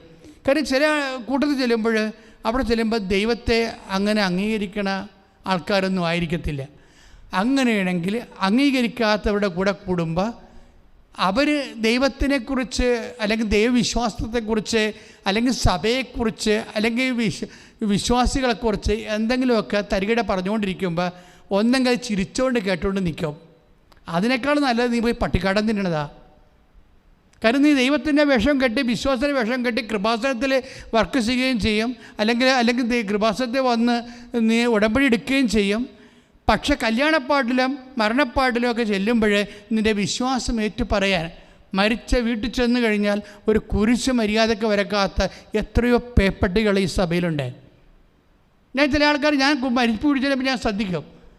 കാര്യം ഒരു വിശ്വാസമുള്ളവ വന്നിട്ട് ആ മൃതശരീരത്തിന് നേരെ നിന്നിട്ട് അവിടെ നിന്നിട്ട് കുരിശ് വരച്ചിട്ട് ഒരു സ്വർഗസ്ഥനായതും ഒരു നന്മ നിറഞ്ഞൂറും ചൊല്ലി ആത്മാവിന് വേണ്ടി കാഴ്ചവെച്ച് കുറച്ചു നേരം മൗനമായി പ്രാർത്ഥിച്ചിട്ടാണ് നമ്മൾ മാറിയിരിക്കുന്നത്. ഇതങ്ങനെയല്ല. നേരെ വന്ന് മുഖത്തിട്ട് നോക്കും, ശവത്തിൻ്റെ മുഖത്ത് നോക്കിയിട്ട് വേറൊരു ശവമായി പോയി അവൻ കസേരയിരിക്കും. ഇങ്ങനെ കുറേ ശവക്രിസ്ത്യാനികളുണ്ട്. കാര്യം ദൈവം നമ്മളെ അടുക്കുന്ന ദൈവാനുഭവം കിട്ടുന്നില്ല എന്നല്ല പ്രശ്നം. നമ്മൾക്കെന്താ സംഭവിച്ചത്? നമ്മൾ ഒക്കെ ചേര തിന്നണ നാട്ടിൽ തന്നപ്പോൾ നടുത്തുണ്ടൻ തിന്നാൻ വേണ്ടിയുള്ള വ്യഗ്രത കാണിച്ചു. വിശ്വാസം കുറവുള്ളവൻ്റെ അടുത്ത് എന്നിട്ട് അവസാനം അവൻ പറയണത് വേദപ്രമാണമാക്കി എടുത്തിട്ട് നമ്മളും അവനെപ്പോലെ അഭിനയിച്ചുകൊണ്ട് അവരിലൊരാളായിട്ട് കേമത്വം നടിച്ചു ദൈവത്തെ തള്ളിപ്പറഞ്ഞു. ഇങ്ങനെ ദൈവത്തെ തള്ളിപ്പറയുന്നത് പിന്നെ ഞാനാണെങ്കിൽ എൻ്റെ സ്വഭാവം അനുസരിച്ച് ഞാനൊരാളെ വിലയിരുത്തണത് അവന് കർത്താവുമായിട്ട് ബന്ധമുണ്ടോ ഇല്ലേ എന്നാണ്. ഭയങ്കരമായിട്ട് ശരിക്കും ഞാൻ ഭയങ്കര ചൂസ് ചെയ്താണ് ആൾക്കാരെ കൈകാര്യം ചെയ്യണത്. ദൈവത്തിന് ആവശ്യമില്ലാത്ത ആൾക്കാരെ അല്ലെങ്കിൽ ദൈവത്തെ അംഗീകരിക്കാത്ത കൂട്ടായ്മയിലോ ദൈവത്തെ അംഗീകരിക്കാത്ത ഒരു സാംസ്കാരിക വേദി പോലും അടുക്കത്തില്ല. Why should we waste our time? കാരണം ഞാൻ പട്ടം വാങ്ങിച്ചിരിക്കുന്നത് അങ്ങനെയുള്ളവർക്ക് ദൈവത്തിലേക്ക് വരാൻ താല്പര്യം ഉണ്ടെങ്കിൽ തീർച്ചയായിട്ടും അതിനു വേണ്ടി നമ്മൾ പരിശ്രമിക്കും. അല്ലാതെ നമ്മുടെ സമയം വേസ്റ്റ് ചെയ്യത്തില്ല. എന്താ കാര്യത്തിൽ നീ ഇങ്ങനെ പലപ്പോഴും ഇതുപോലെയുള്ള വ്യക്തികളുടെ വിശ്വാസം, പല ആൾക്കാരുടെയും വിശ്വാസം തണുത്തു പോയത് എങ്ങനെയാണെന്ന് അറിയാമോ? വിശ്വാസം പ്രഖ്യാപിക്കാതെ പോയത് കൊണ്ടാണ്. നമുക്ക് വിശ്വാസം പ്രഖ്യാപിക്കാൻ കഴിഞ്ഞില്ലെങ്കിൽ, ഇപ്പോൾ വിശ്വാസം നമ്മൾ സ്വീകരിച്ചു, പക്ഷേ വിശ്വാസം നമുക്ക് പ്രഖ്യാപിക്കാൻ കഴിഞ്ഞില്ലെങ്കിൽ വിശ്വാസത്തിൽ വളരാൻ പറ്റത്തില്ല. കാര്യം അതുകൊണ്ടാണ് റോമ 4:20 പറയണത്, ദൈവത്തെ മഹത്വപ്പെടുത്തണം എന്നിട്ട് വിശ്വാസത്തിൽ വളരണം. അപ്പോൾ വിശ്വാസത്തിൽ വളരാൻ കഴിഞ്ഞില്ലെങ്കിൽ, ദൈവത്തെ മഹത്വപ്പെടുത്താൻ കഴിഞ്ഞില്ലെങ്കിൽ തീർച്ചയായിട്ടും നമ്മുടെ വിശ്വാസത്തിൽ നമ്മുടെ LPG അതുപോലെ തന്നെ ലോവർ പ്രൈമറി താമസിച്ച കാലയിൽ പല അണ്ണന്മാർക്കുള്ള കുഴപ്പം എന്താ, വയസ്സമ്പത്തേഴ് ഒക്കെ ഉണ്ട്, പക്ഷേ ആദ്യ കുർബാനക്കുണ്ടായ വിശ്വാസം പോലും ഇല്ല ഇപ്പോഴും. ദൈവം കണ്ട അപ്പം തന്നെ കാലെ പിടിച്ചത് കല്ലറിലിട്ട് അടിക്കും. എന്ന് വെച്ച് കഴിഞ്ഞാൽ ഇവന് എത്രയോ സാഹചര്യങ്ങൾ ദൈവം കൊടുത്തു, ഇവൾക്ക് എത്രയോ സാഹചര്യങ്ങൾ കൊടുത്തു. കോളേജിലായാലും ലാബോറട്ടറി ആയാലും അതുപോലെ തന്നെ മറ്റു സ്ഥലത്തിലുള്ള സാംസ്കാരിക വേദികളിലായാലും അതായത് ഒരു മീറ്റിങ്ങിന് മൗന പ്രാർത്ഥന നടത്തണം വിചാരിച്ചോ. മൗന പ്രാർത്ഥന നടത്തുമ്പോൾ പോലും എഴുന്നേറ്റ് നിൽക്കുമ്പോൾ എന്താ സംഭവിക്കണത്, എന്തോ മുടന്തും മാതവും വന്ന് എഴുന്നേക്കണ പോലെ എഴുന്നേക്കണ കാണാം. എന്താ വെച്ചാൽ എനിക്കിതൊന്നും വലിയ വിശ്വാസമൊന്നും ഇല്ലെന്ന്. ഇവൾക്ക് വിശ്വാസമുണ്ട്, വിശ്വാസമുള്ള കുടുംബത്തിന്, പക്ഷേ മറ്റുള്ളവരുടെ മുമ്പിൽ അവിശ്വാസിയായിട്ട് അവിടെ അവതരിപ്പിക്കുന്നതാണ് അവിടെ റേറ്റിംഗ് ലഭിക്കുന്നുണ്ടെങ്കിൽ ദൈവത്തെ അല്ലെങ്കിൽ അവൻ ഒറ്റിക്കൊടുത്തിരിക്കും, തള്ളിപ്പറഞ്ഞിരിക്കും. ഇങ്ങനെയാണ് വിശ്വാസം മങ്ങിപ്പോയത്. ഓരോ വ്യക്തികളുടെ വിശ്വാസം എന്തുമാത്രം ശക്തമായി വളരേണ്ടതായിരുന്നു. ഇപ്പം കഴിഞ്ഞ ദിവസങ്ങളിൽ ഒരു സാക്ഷ്യം വന്ന്, ഞാൻ എന്നെ തന്നെ പുകഴ്ത്തി പറയുകയല്ല, ആ സാക്ഷ്യം കേട്ടപ്പോൾ എനിക്ക് തോന്നി, ദൈവമേ, അതായത് നിലപാടാണ്. അതായത് അവർ ഉടമ്പടി കഴിഞ്ഞ് ഒരു പാലായിലെ ചേച്ചിയാണ്, കടത്തുരുത്തിലെ ചേച്ചിയാണ്, സാക്ഷ്യം ഇട്ടിട്ടുണ്ട്, നിങ്ങൾ കണ്ടാൽ മതി. ഇപ്പോൾ 10,000 ആയിട്ടുണ്ട്. ആ സാക്ഷ്യം എന്താ? ആ സാക്ഷ്യം എന്ന് പറയണത്, അവർ ഒരു സാധാരണ കുടുംബത്തിൽ കന്നുകാലികളൊക്കെ വളർത്തി അതിന് പുല്ലൊക്കെ ചെത്തിക്കൊടുത്ത് പുല്ല് ചുമന്നുകൊണ്ട് പോയി കൊടുക്കണമെന്നാണ് പറയണത്. പക്ഷെ അവർ പറയണത് അവർക്ക് ആമവാദമാണ് അസുഖം, പക്ഷെ അവർക്കറിയത്തില്ല അത് ആമവാദമാണെന്ന്. കാലയെല്ലാം നീരുണ്ട്, കയ്യിലെല്ലാം നീരുണ്ട്, ശരീരത്തിൽ മുഴുവൻ നീരുണ്ട്, നടക്കുമ്പോൾ പ്രയാസമാണ്, എന്താണ് രോഗമെന്ന് പറയും. ഡോക്ടർമാരടുത്ത് ചെന്നാൽ വല്ല ഓപ്പറേഷനോ വല്ലതും വരികയാണെന്നെങ്കിൽ അതിനുള്ള കാശും കയ്യില്ല, വീട്ടിൽ നിന്ന് പോകാനും പറ്റത്തില്ല. ഇവരിതൊന്നും പറഞ്ഞിട്ടുമില്ല. സങ്കടം, സ്വകാര്യ സങ്കടം അനുഭവിച്ച് സ്വന്തമായിട്ട് തീർക്കുകയാണ്. അത് ഇതുപോലെ ഒരു സംഭവമാണ്. പാസീവ് ഉടമ്പടി വെച്ചിട്ടില്ല. ആളിന് ആമവാദമാണ്, പക്ഷെ ആമവാദമാണെന്ന് പോലും ആളിനെ അറിയത്തില്ല. ത്രശ്യാമ കുര്യൻ എന്നാണ് പേര്. അപ്പോൾ ആമവാദമാണെന്ന് പക്ഷേ ആളിനെ അറിയത്തില്ല. ശരീരം മുഴുവൻ നീരും വെച്ചിട്ടുണ്ട്, അനങ്ങാനും പാടില്ല. അവർ പറയണത് പുല്ല് ചെത്തി ഞാൻ തലയിലൊക്കെ വെച്ചുകൊണ്ടാണ് അച്ഛാ വീട്ടിലോട്ട് വരണത്. കാര്യം വേറെ ആൾക്കാർ നേരത്തെ പുല്ല് ചെത്തുകയാണെങ്കിൽ കിട്ടണ പാലിൻ്റെ കാശ് അവർക്ക് കൂലി കൊടുക്കേണ്ടി വരും. ഇപ്പോൾ ഒരു കാലത്തും നമുക്കറിയാമില്ല, കന്നുകാലികളായാലും ശരി, കാർഷിക പരിപാടിയായാലും ശരി, സ്വന്തമായിട്ട് നമ്മൾ അധ്വാനിക്കാതെ ആളെ നിർത്തി അധ്വാനിച്ചിട്ട് ഒരിക്കലും ഒരു മനുഷ്യന് ലാഭം ഉണ്ടാക്കാൻ പറ്റത്തില്ല. അത് സത്യമായൊരു കാര്യമാണ്. കേരളത്തിൽ കൃഷി നട്ടമെന്ന് പറഞ്ഞാൽ എന്താ? കേരളത്തിൽ കൃഷിക്ക് നട്ടമില്ലാഞ്ഞ് അവനോ വേലെടുക്കണ കാലത്ത് കൃഷിക്ക് ലാഭം ഉണ്ടായിരുന്നു. കാര്യം നമ്മുടെ അധ്വാന ഫലം ലാഭമാണ്. അല്ലാതെ നാട്ടുകാരെ നിർത്തിയിട്ട് അല്ല വേറെ ജോലിക്കാരെ നിർത്തി, ഇപ്പോൾ ബംഗാളിയൊക്കെ നിർത്തിയിട്ട് ആൾക്കാരൊക്കെ വാഴക്കൃഷിയൊക്കെ ചെയ്യണില്ലേ? വാഴക്കൃഷിയൊക്കെ ചെയ്യാൻ പറ്റും. നമുക്ക് ഇലയും അവന് കൊലയുമായിട്ട് പോകുന്നേ ഉള്ളൂ. അതുകൊണ്ട് അവൻ ബംഗാളിക്ക് പോവുകയും ചെയ്യും. അപ്പം അതൊക്കെ ഒരു പുഴങ്കളിയാണ് ശരിക്കും പറഞ്ഞാൽ. അതായത് കുറച്ച്, അതായത് ഒന്ന് ശ്രദ്ധിക്കട്ടെ മക്കളെ. യേശുവേ സ്തോത്രം.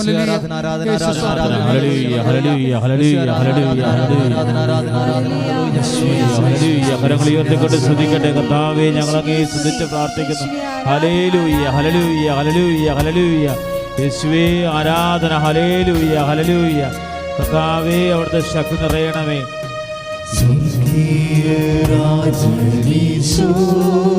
ചേർന്ന് പാടാം. മുൻപിൽ വന്നിതാനാ കാരുണ്യ സാഗരമേ കാത്തുകൊണ്ടിടമേ.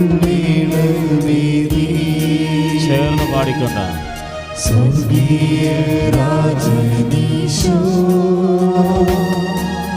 നിൻ മുൻപിൽ വന്നിതാനാ കാരുണ്യ സാഗരമേ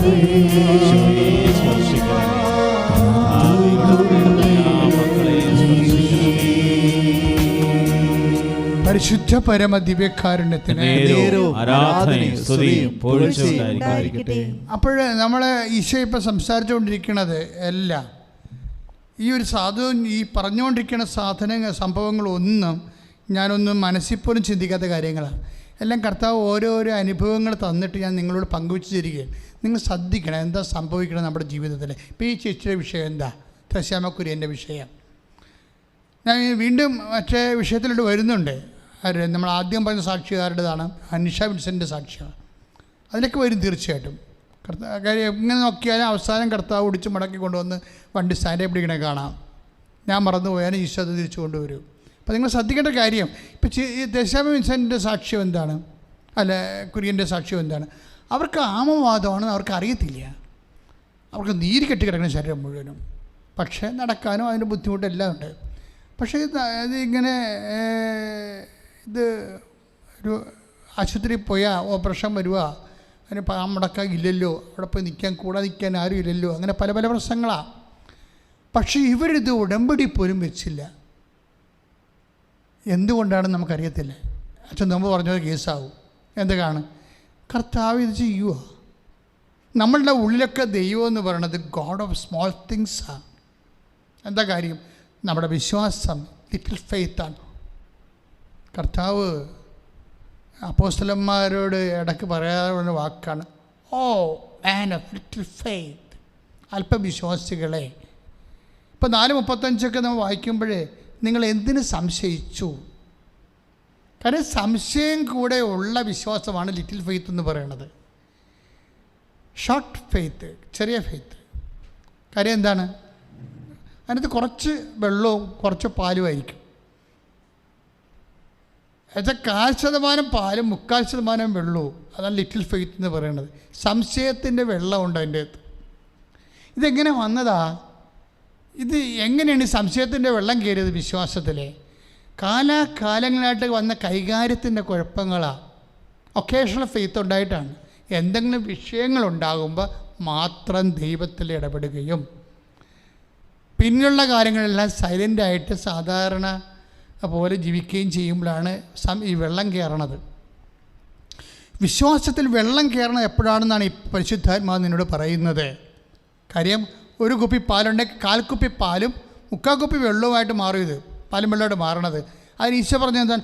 ഓ മാൻ ഓഫ് ലിറ്റിൽ ഫെയ്ത്ത്. ഇപ്പോൾ കർത്താവ് 4:35 മർക്കോസിൻ്റെ സുവിശേഷത്തിൽ കൊടുങ്കാറ്റിനെ ശാന്തമാക്കുമ്പോൾ കർത്താവേ വി ആർ പെരിഷിങ്. പത്രോസ് എന്താ പറയണത്? യേശുവിൻ്റെ കൂടെ കഴിയുന്ന മനുഷ്യർ പറയണത് എന്താണ്? നേരം വി ആർ പെരിഷിങ് എന്ന് വെച്ചാൽ ഞങ്ങൾ നശിക്കാൻ പോകുന്നുവെന്നാണ്. അപ്പോൾ കർത്താവിൻ്റെ കൂടെ ഉള്ളപ്പോൾ ആൾക്കാരെങ്ങനെ നശിക്കണത്? അതിന് ഈശോ തിരിച്ച് പറഞ്ഞ കാര്യം എന്താണ്? ഓ മാൻ ഓഫ് ലിറ്റിൽ ഫെയ്ത്ത്, അല്പവിശ്വാസികളെ, നിങ്ങൾ സംശയിച്ചത് എന്തിന്? അപ്പം സംശയിച്ച ആ സംശയമാണ് വെള്ളം, വിശ്വാസവും സംശയവും. അപ്പം വിശ്വാസത്തിൻ്റെ സംശയങ്ങൾ എന്തുമാത്രം കുറഞ്ഞ് വരുന്നു. O woman your faith is great എന്ന് പറഞ്ഞില്ലേ? ആരോട് പറഞ്ഞതാ? രക്തസ്രാവ രോഗിയോട് പറഞ്ഞതാണ്. എന്താ കാര്യം?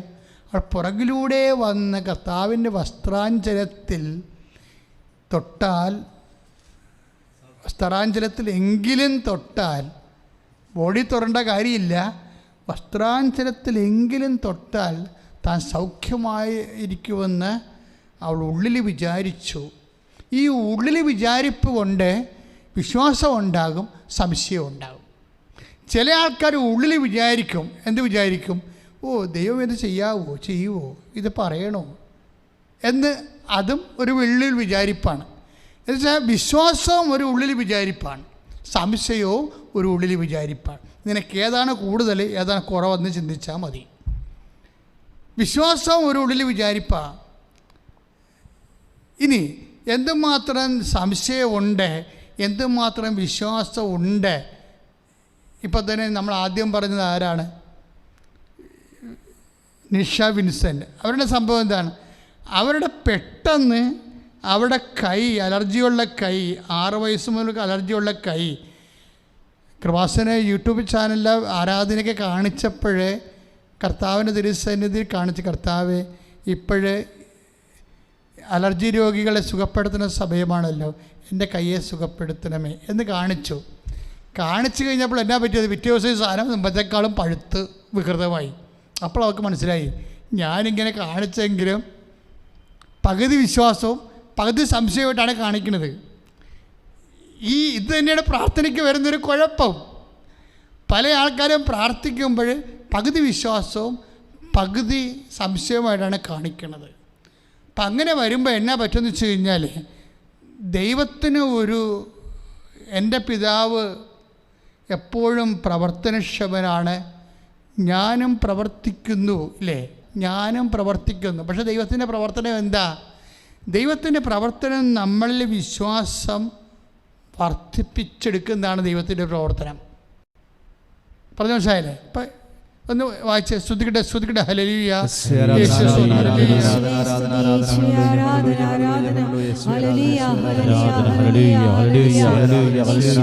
യേശുവേ നന്ദി കർത്താവേ, സ്തോത്രം ദൈവമേ, സ്തുതിക്കുന്ന കർത്താവേ, മഹത്വപ്പെടുത്തുന്ന കർത്താവേ, ഹല്ലേലൂയ ഹല്ലേലൂയ ഹല്ലേലൂയ ഹല്ലേലൂയ ഹല്ലേലൂയ. യേശുവേ നന്ദി ദൈവമേ, സ്തോത്രം കർത്താവേ, ആരാധന. ഹല്ലേലൂയ ഹല്ലേലൂയ ഹല്ലേലൂയ ഹല്ലേലൂയ. യേശുവേ ആരാധന.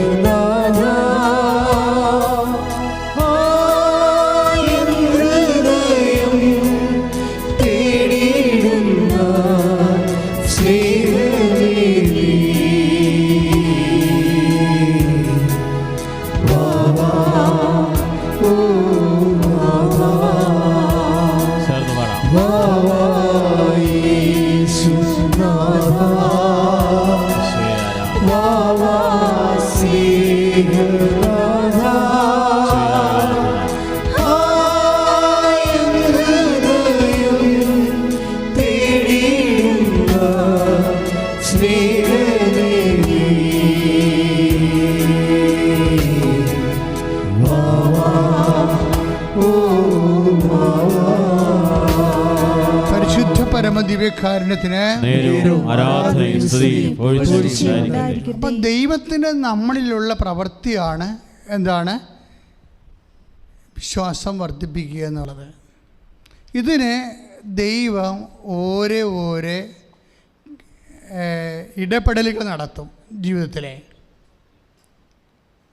ചിലർക്ക് ആ ഇടപെടൽ അറിയാൻ പറ്റും, ചിലർ ഡെഡ് ബോഡി പോലെ അറിയത്തില്ല.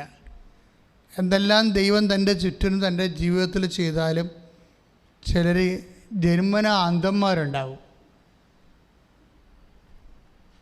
ജന്മന അന്ധന്മാരെ ചില ആൾക്കാർ ഭാര്യമാർ സുഖപ്പെടുത്തും. അവർ പ്രാർത്ഥിച്ച് അവർക്ക് വിശ്വാസം വർദ്ധിച്ചു. പക്ഷേ ചില വീട്ടിൽ ഭാര്യ അന്ധയായിരിക്കും. ജന്മന അന്ധന്മാരുള്ള വീടുകളില്ലേ, ജന്മന വിശ്വാസമില്ല കുറഞ്ഞിട്ടുള്ള ആൾക്കാർ, അവരെ ഭാര്യമാർ അവർ പ്രാർത്ഥിച്ച് സുഖപ്പെടുത്തിയെടുക്കും. പക്ഷേ ചില വീട്ടിലെല്ലാം പറ്റും, ഭാര്യ അന്ധയായിരിക്കും, പിന്നെ മക്കളെ പറയാണ്ട് മക്കളും അന്ധന്മാർ. 9ാം ക്ലാസ്സിൽ പഠിക്കുന്ന മക്കളായാലും ശരി, അതുപോലെ തന്നെ എൻജിനീയറിംഗ് പഠിക്കുന്ന മക്കളായാലും ശരി, അവരും അന്ധന്മാരാണ്. എന്താണ്? മാതാപിതാക്കന്മാർ അന്ധന്മാരെടുത്ത്.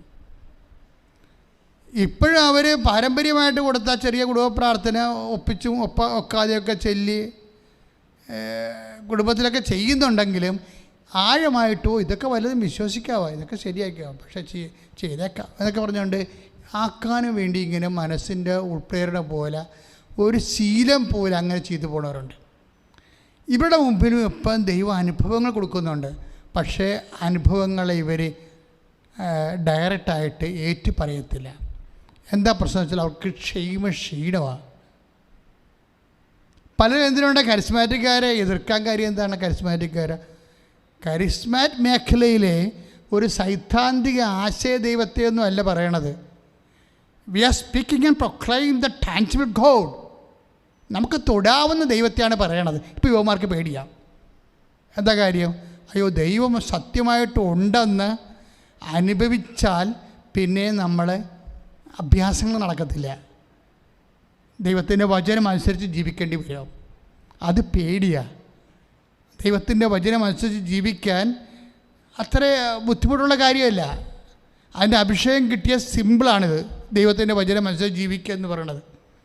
ഇപ്പോൾ ഈ വിശുദ്ധന്മാരെയൊക്കെ നമ്മൾ കാണുമ്പോൾ അവർക്ക് അവർ വലിയ ആനക്കാര്യം ഒരു ആനക്കാര്യം ചെയ്തിട്ടില്ല. ഇൻക്ലൂഡിങ് മദർ തെരേസയെക്കുറിച്ചും എന്താണ്, ഇപ്പോൾ മദർ തെരേസ കോടികൾ പോലും എനിക്ക് തന്നാലും അവർ ചെയ്യണ ജോലി ഞാൻ ചെയ്യത്തില്ല എന്നൊക്കെ പറഞ്ഞ് നമ്മൾ ആത്മകഥയെ വായിക്കും. പക്ഷെ ഒരു കാര്യം സത്യമാണ്, മദറിനത് സിമ്പിളാണ്.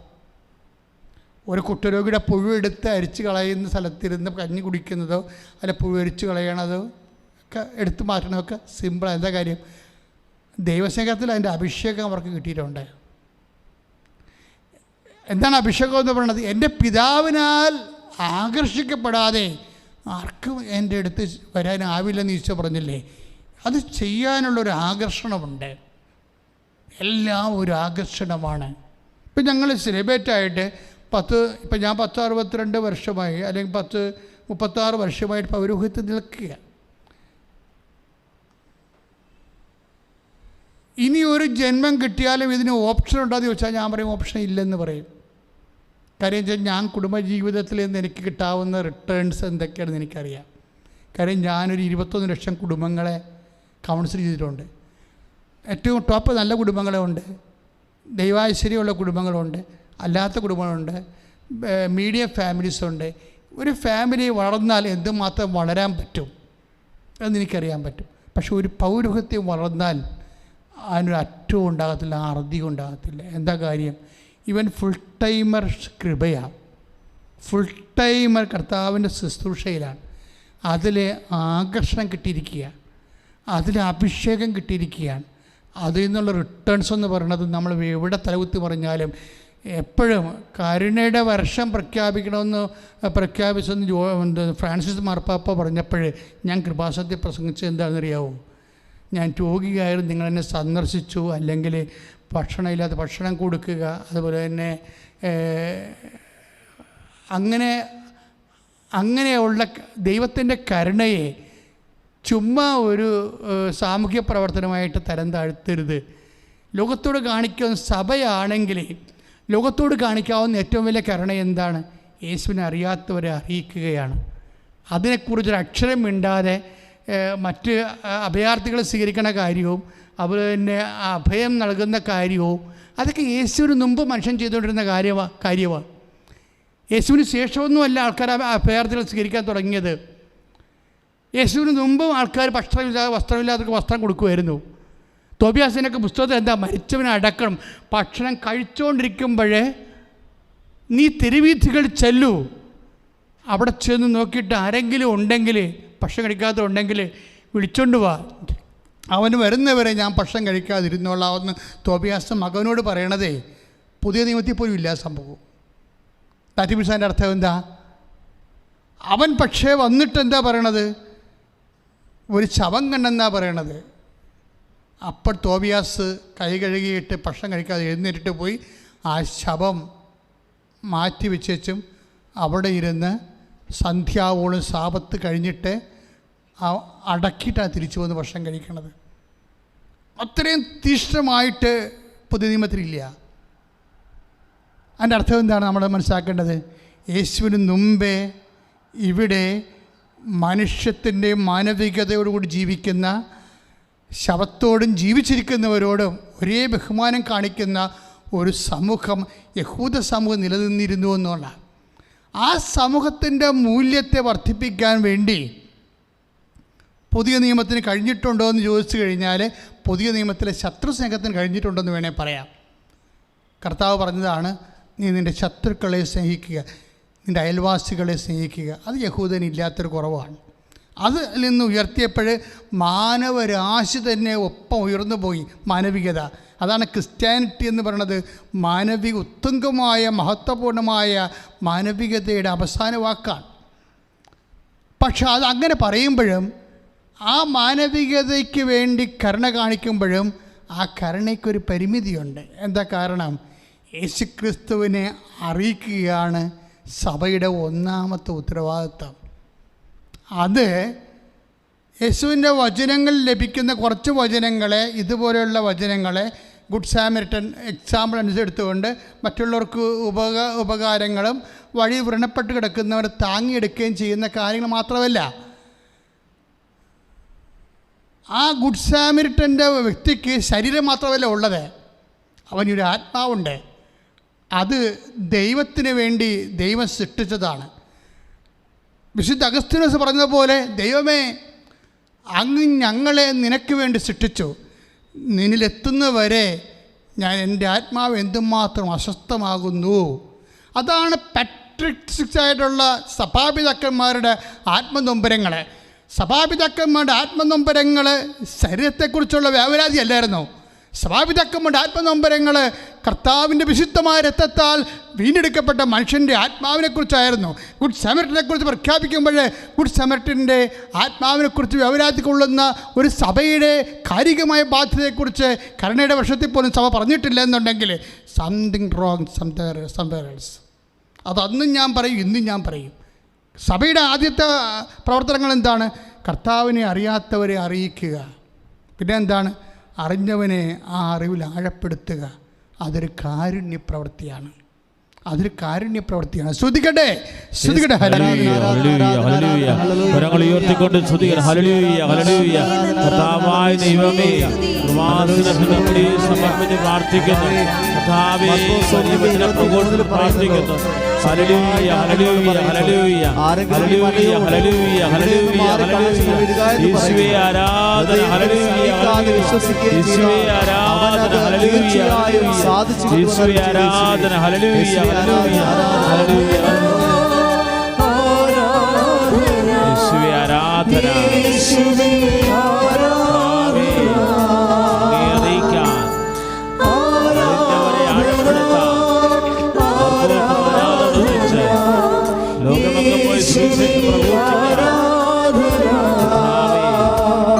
അങ്ങ് ഞങ്ങളെ ശക്തിപ്പെടുത്തണമേ.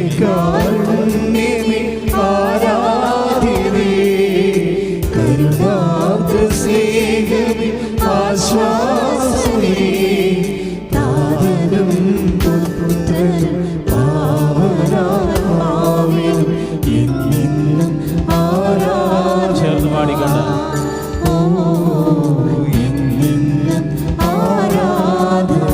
ദൈവസ്നേഹത്തോടെ, അഭിഷേകത്തോടെ യേശുവേ ആരാധിക്കുക. തീരാവ്യാധിയിൽ മാരകരോഗികളായിട്ടുള്ളവരെ ഉടമ്പടിയിലെ 6 നിയോഗങ്ങളെ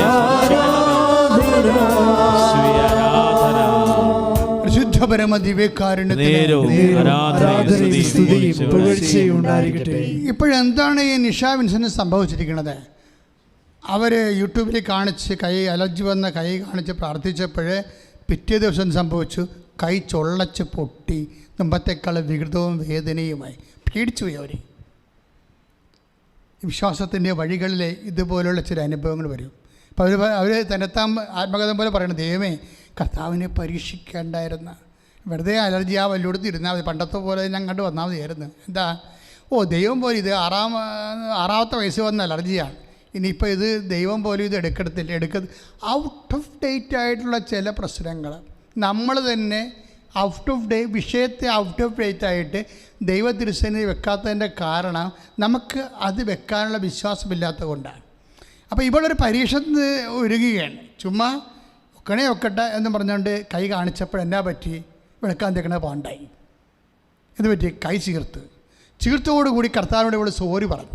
കർത്താവെ, ഞാൻ എൻ്റെ വിശ്വാസത്തെ ഞാൻ അങ്ങയുടെ തിരുസന്നിധി പരീക്ഷിച്ചിട്ടുണ്ടെങ്കിൽ എന്നോട് മാപ്പ് തരണം, എനിക്ക് പഴയതുപോലെ ആയാൽ മതി. എന്താ, അലർജിയെങ്കിൽ അലർജി, 6 വയസ്സുള്ള അലർജിയെങ്കിൽ അലർജി, അതുപോലെ ആയാൽ മതി. ഇതെന്ന് പറഞ്ഞപ്പോൾ ചീർത്ത് കൈ മറ്റു നാട്ടുകാരെ കാണിക്കാൻ പറ്റാത്ത അവസ്ഥയിൽ എനിക്ക് പഴയ അവസ്ഥയെ വന്നാൽ മതി എന്ന് വെച്ച് കഴിഞ്ഞാൽ 6 വയസ്സ് മുതൽ അലർജി ഉണ്ടല്ല, ആ കുരുവൊക്കെ കൊമ്പി നിൽക്കുന്ന അവസ്ഥ, അതിലേക്ക് വന്നാൽ മതി എന്നാണ് മനസ്സുകൊണ്ട് അവർ ഓർക്കുന്നത്.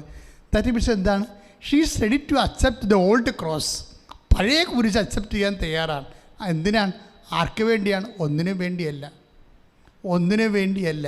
ഇങ്ങനെ ഒന്നിനും വേണ്ടിയല്ലാതെ, ആർക്കും വേണ്ടിയല്ലാതെ, ഉടമസ്ഥനില്ലാത്ത എന്തുമാത്രം സഫറിങ്സാണ് മനുഷ്യൻ അനുഭവിക്കുന്നത്. ഇതെങ്ങനെ കൺവേർട്ട് ചെയ്യാമെന്ന് ചിന്തിക്കണം. കാര്യം ആ വിഷയം ഞാൻ ഉടമ്പടി വെച്ചില്ല എന്നൊക്കെ ചില ആൾക്കാർ പറയണില്ലേ. അതിൻ്റെ അർത്ഥം എന്താണ്?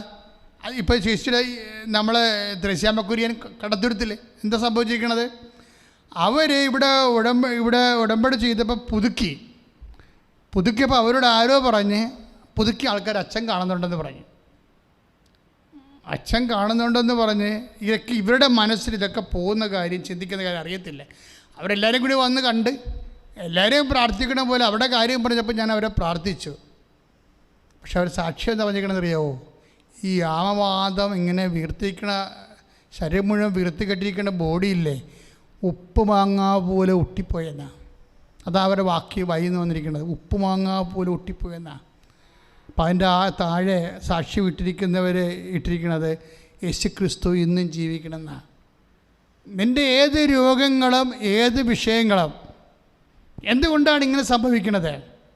കഴിഞ്ഞ ദിവസം ഞാൻ സാക്ഷ്യം എന്താണ്, 13 വർഷമായിട്ട് കേരളത്തിലെ മുഴുവൻ ആശുപത്രിയിലും പോയിട്ടും കുട്ടികളില്ലാത്ത വ്യക്തി, നീ പോ, കർത്താവ് നിന്നെ കുഞ്ഞിനെ തരും എന്ന് അടുത്തായെന്ന് പറയുമ്പോഴേ ഈ വിശ്വാസത്തിലേക്ക് വന്ന ഒരു വഴികളുണ്ട്. ശരിക്കും നല്ല സങ്കടകരമായ വഴികളാണ്, ചെറിയ വഴികളൊന്നുമല്ല, സങ്കടകരമായ വഴികളിലൂടെയാണ്. അപ്പോഴെല്ലാം നമ്മുടെ ജീവിതത്തിൽ സങ്കടകരമായ വഴികളിലൂടെ ദൈവം കൊണ്ടുപോകണേ എന്തിനാ? വിശ്വാസം ഉറപ്പിക്കാനാണ്. അവൻ ദൈവപുത്രനാണെന്ന് പറഞ്ഞു തരാൻ വേണ്ടിയാണ്. ഞാൻ ഈശോയോട് പലപ്രസാദം ചോദിച്ചിട്ടേ, ഈശോ വചനം വായിക്കുമ്പോഴൊക്കെ ഈശോയുമായിട്ട് പലപ്പോഴും ഞാൻ തർക്കിക്കാൻ തുടങ്ങും. എന്ന് വെച്ച് കഴിഞ്ഞാൽ ഇപ്പം തന്നെ ഉദാഹരണത്തിന് ഈശോയ്ക്ക് സ്വഭാവത്തിലുള്ളത്, നമുക്ക് ഈശോയുമായിട്ട് സഞ്ചരിക്കണമെങ്കിൽ ഈശോയുടെ സ്വഭാവം പഠിക്കണം. ഈശോയുടെ സ്വഭാവം പഠിക്കാത്ത കൊണ്ടാണ് ഈ ആൾക്കാർക്ക്, അമ്മയ്ക്കാണെങ്കിലുള്ള ഗുണമെന്ന് പറയുന്നത് പച്ചവെള്ളം പോലെ ഈശോൻ്റെ സ്വഭാവം അറിയാം. അത് കാരണം ഈ അമ്മ ക്ഷോഭിക്കത്തില്ല. എന്താ കാര്യത്തിൽ എന്തെല്ലാം വിഷയം ഇപ്പം ഈശോയുടെ ഭാഗത്തുനിന്ന് ക്ഷോഭകരമായ അനുഭവങ്ങളുണ്ടാവും ഈശോയുടെ ഭാഗത്തുനിന്ന്. എന്താ കാര്യം ക്ഷോഭകരമായ അനുഭവം എന്ന് പറഞ്ഞാൽ എന്താ? ഇപ്പം നസ്രത്തിൽ നിന്ന് ഇവർ ജെറുസലേമിലേക്ക് പോകുന്നു. അവിടെ നിന്ന് വീണ്ടും 3 ദിവസത്തെ വഴി അവർ തിരിച്ച് നടക്കുമ്പോഴാണ് ഔസപിതാവും മാതാവും തമ്മിൽ കണ്ടെത്തിയിട്ട് കൊച്ചു കയ്യിലില്ല, ഈശോനെ കാണാനില്ലെന്ന് പറയണത്. അപ്പോൾ അവർക്ക് കഴിഞ്ഞ ആഴ്ച ഞാൻ പറഞ്ഞ പോലെ ഭയങ്കര സംഭ്രമം എന്ന് വെച്ചാൽ പേടി എന്താണെന്ന് വെച്ച് കഴിഞ്ഞാൽ, പണ്ടേ ഔസപിതാവിന് പേടിയുണ്ട്. മത്തായി ശ്രീകാട് സുവിശേഷം 2:22 ആ പേടി. അർക്കലാവോസാണ് ഭരിക്കണമെന്ന് കേട്ടപ്പോൾ അങ്ങോട്ട് പോകാൻ അദ്ദേഹത്തിന് പേടിയായിരുന്നെന്ന്. അർക്കലാവോസ് ആരാണ്?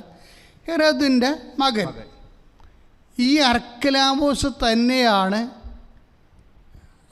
കൊല്ലണ ആൾ തന്നെ, അപ്പൻ്റെ അതേ സ്വഭാവക്കാരനാണ്. യോഹന്നാൻ മാന്താനെ കൊന്നത് അർക്കലാവോസാണ്. നമ്മുടെ സ്നാപ യോഹന്നാൻ്റെ തല വെട്ടിക്കൊണ്ടുവരാൻ പറഞ്ഞത് ആരാണ്? ഈ അർക്കലാവോസാണ്. അർക്കലാവോസിൻ്റെ കാലത്താണ് കർത്താവ് ജൂദയായാലും ഗലീലിലും ജോലി ചെയ്യണത്.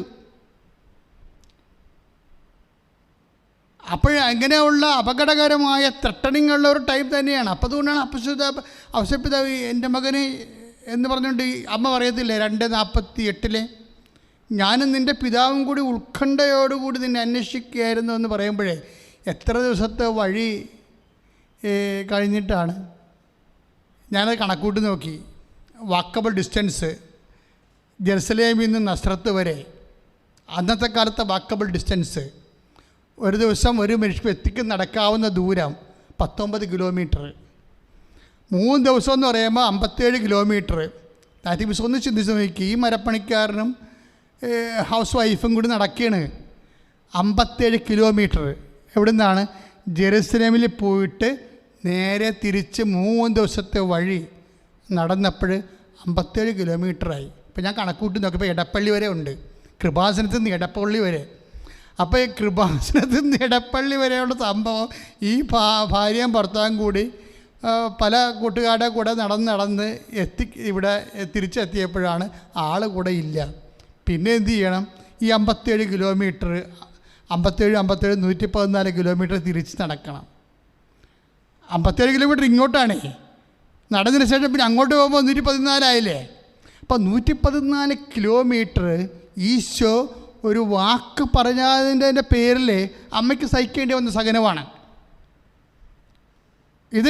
അതായത് ഈശോ ഉണ്ടാക്കി കൊടുത്ത ട്രബിളുകൾ, നമ്മുടെ ജീവിതത്തിൽ ഈശോ ഉണ്ടാക്കി തരുന്ന ട്രബിളുകൾ കുറേ ഉണ്ട്. നീ വിശ്വാസിയാണെങ്കിൽ ഇതിലൂടെ നിനക്ക് വളരാൻ പറ്റത്തുള്ളൂ. ഇന്ന് ഞാൻ എന്തുകൊണ്ടാണ് ഓരോ വ്യക്തിയോട് മകൾ നിനക്ക് കുഞ്ഞിനെ കിട്ടുമെന്ന് പറയണത് യേശുവിൻ്റെ നാമത്തിലാണ്. കാര്യം യേശു ഉണ്ടാക്കി തന്നെ എൻ്റെ ജീവിതത്തിൽ ഉണ്ടാക്കി തന്ന കുറേ ട്രബിളുണ്ട്. ആ ട്രബിളിനോടെല്ലാം ഒരു ആരോടും പരാതിയില്ലാതെ ഈശോയും ഞാനും മാത്രമായിട്ട് അത് കൈകാര്യം ചെയ്തിട്ടുള്ള കാലങ്ങളുണ്ടാകും. നാളെ എങ്ങനെയാണ് നമുക്കറിയത്തില്ല. ഇന്ന് വരെ ഉള്ള കാര്യമാണ് ഞാൻ പറയണത്. ഞാനിത് പറയാൻ കാര്യം നിങ്ങൾക്കോ ഇത് സാധിക്കുമെന്ന് പറയാൻ വേണ്ടിയാണ്. എന്താ കാര്യം വെച്ച് കഴിഞ്ഞാൽ ഇപ്പം അമ്മ എന്താ ചെയ്തിരിക്കണത്? ഈ 114 കിലോമീറ്റർ നടന്ന് തിരിച്ചണ്ണാക്കം തള്ളി ഒരു നാരങ്ങ വെള്ളം കുടിക്കാനുള്ള കാശ് പോലും ഇല്ലാതെ തിരിച്ച് ചെല്ലുമ്പോൾ ചോദിക്കണ ചോദ്യം എന്താണ്? എന്തിനാണ് എന്നെ അന്വേഷിച്ചത്? ഞാൻ എൻ്റെ പിതാവിൻ. That's okay. അത് അല്ലല്ലോ ആദ്യം പറയേണ്ടത്. അപ്പം ക്ഷോഭിക്കാൻ പറ്റും തീർച്ചയായിട്ടും. നീ എന്ത് മാങ്ങാത്തിലായി പറയണത്? ഇങ്ങനെയാണ് സംസാരിക്കേണ്ടത്. ഞങ്ങൾ അണ്ണാക്കം തള്ളി ഇവിടെ ഒന്നാമത്തിൽ ഒരു ഉളിയും കൊട്ടുപടിയും എടുത്തിട്ട് കാണിക്കൽ കാണിച്ചിട്ടാണ് ബാക്കി ഭക്ഷണം കഴിച്ചിട്ട് ബാക്കി ഉണ്ടാകുന്ന കാശ് കൂസി കൂട്ടിയാണ് പെരുന്നാളിന് പോണത്. ആ ആളിനെ കൊണ്ട് ഇരട്ടി നടപ്പ് നടത്തിച്ചിരിക്കണത്. ഒരു വാക്ക് പറഞ്ഞിരുന്നെങ്കിൽ ഞാനിവിടെ തങ്ങുകയാണ് എന്ന് പറഞ്ഞിരുന്നെങ്കിൽ തീർച്ചയായിട്ടും അവൻ അവിടെ നിന്നേനെ. അങ്ങനെ ഒരു വാക്ക് പറയാഞ്ഞതിൻ്റെ പേരിൽ ജീസസ് ഉണ്ടാക്കി കൊടുത്ത ട്രബിൾ ഭയങ്കരമാണ്. പക്ഷെ ആ ട്രബിളിനോടെ ഇവർ കൈവരിച്ചിട്ടുള്ള ഒരു സംഭവമുണ്ട്. എന്താണ്? ക്ഷോഭിക്കാത്ത സുവിശേഷം. Who is Mary? ആരാണ് അമ്മയെന്ന് ചോദിച്ചാൽ ഞാൻ പറയും അമ്മ ഒരു ക്ഷോഭിക്കാത്ത സുവിശേഷമാണെന്ന്. ക്ഷോഭിച്ചില്ലല്ലോ. ഇത്രയും വലിയ കാര്യങ്ങൾ പറഞ്ഞ് ഇത്രയും കഷ്ടപ്പാടുണ്ടായിട്ടും അമ്മ ക്ഷോഭിച്ചില്ലല്ലോ. നിങ്ങൾ പറയാം അമ്മ കുരിശെ കയറിയിരുന്ന്. കാണാത്തത്തിന് കുരിശെ കയറിയിട്ടാണ് അമ്മ അമ്മയായത്. ശ്രുതികട്ടെ.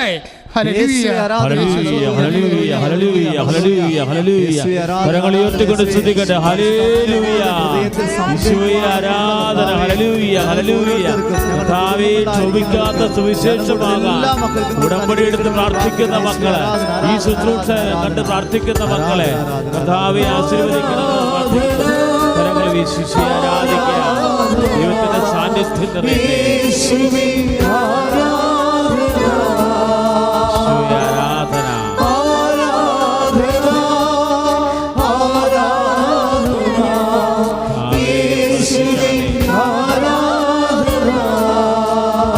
കരങ്ങൾ തുറന്ന്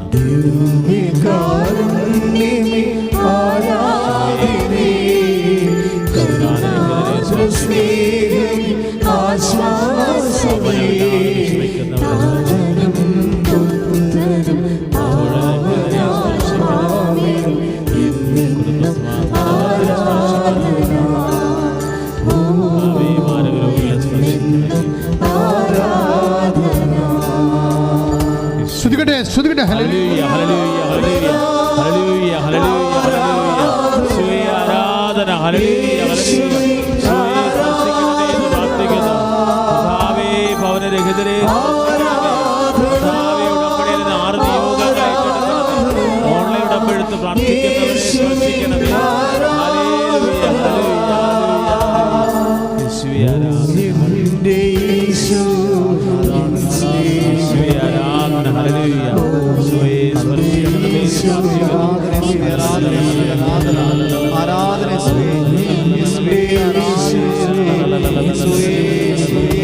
യേശുവേ ആരാധന. അമ്മയുടെ ശോഭിക്കാത്ത സുവിശേഷത്തെക്കുറിച്ച് ഇന്നലെയാണ് പരിശുദ്ധാത്മാവ് സംസാരിച്ചത്. അപ്പോഴും ഞാൻ പെട്ടെന്ന് ഓർത്തത് യോനായുടെ ക്ഷോഭമാണ്. യോനായുടെ കർത്താവ് സുവിശേഷ വരെ ചെയ്യാൻ പറഞ്ഞിട്ട് ആ മനുഷ്യൻ അയാളുടെ വരെ ചെയ്ത് സുവിശേഷ വരെ ചെയ്തില്ല. അവസാനം അയാളെ തിമിംഗലം വിഴുങ്ങി അയാളെ വീണ്ടും സുവിശേഷത്തിലേക്ക് തന്നെ തിരിച്ചു കൊണ്ടുവന്ന് അപ്പോഴവിടെ കിടന്നുറങ്ങുമ്പോഴേ അയാൾക്ക് ഒരു ചൂരച്ചെടി ദൈവം മുളപ്പിച്ചു കൊടുത്തു തണലിന് വേണ്ടി. അപ്പോൾ ഒരു ഊഴാൻ വന്ന് ഒരു പുഴു വന്ന് ആ തണൽ വെട്ടിക്കളഞ്ഞ്. അപ്പോൾ യോന പുഴുവിനോടല്ല ക്ഷോഭിച്ചത്, ദൈവത്തോട് ക്ഷോഭിച്ചു. അപ്പോഴേ അത് യോനായുടെ പുസ്തകത്തിൽ 4-ാം അധ്യായമുണ്ട്. ദൈവം യോനായോട് ചോദിച്ചു, ആ ചെടിയെ ചൊല്ലി ക്ഷോഭിക്കാൻ നിനക്കെന്ത് കാരണം?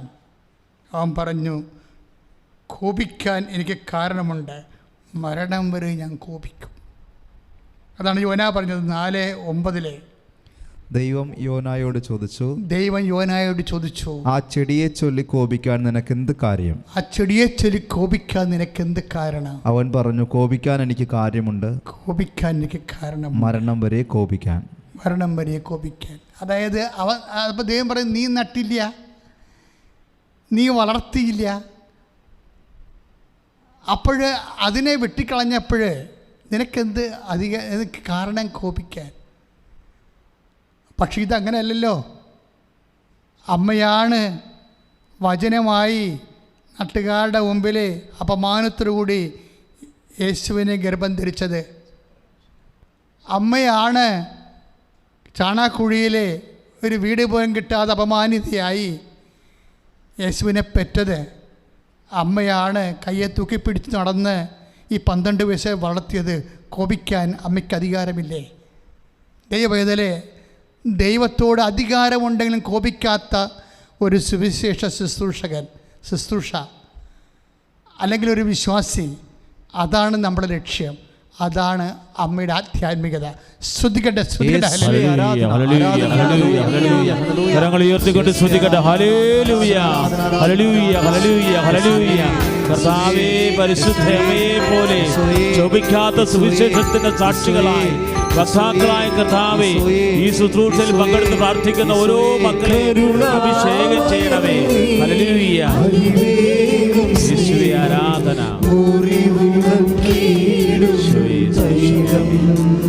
ചേർന്ന് പാടാം.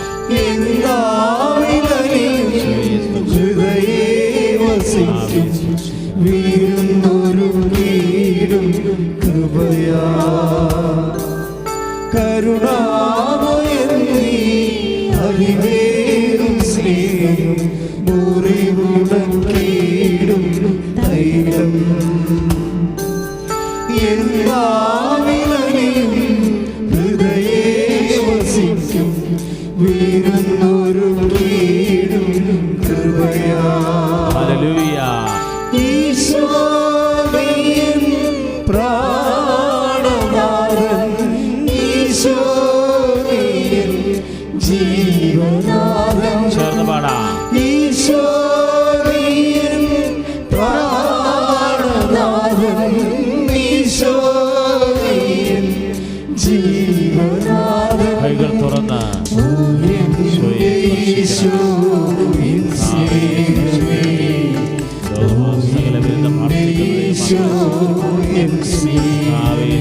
സഭയെ സ്പർശിക്കണമേ.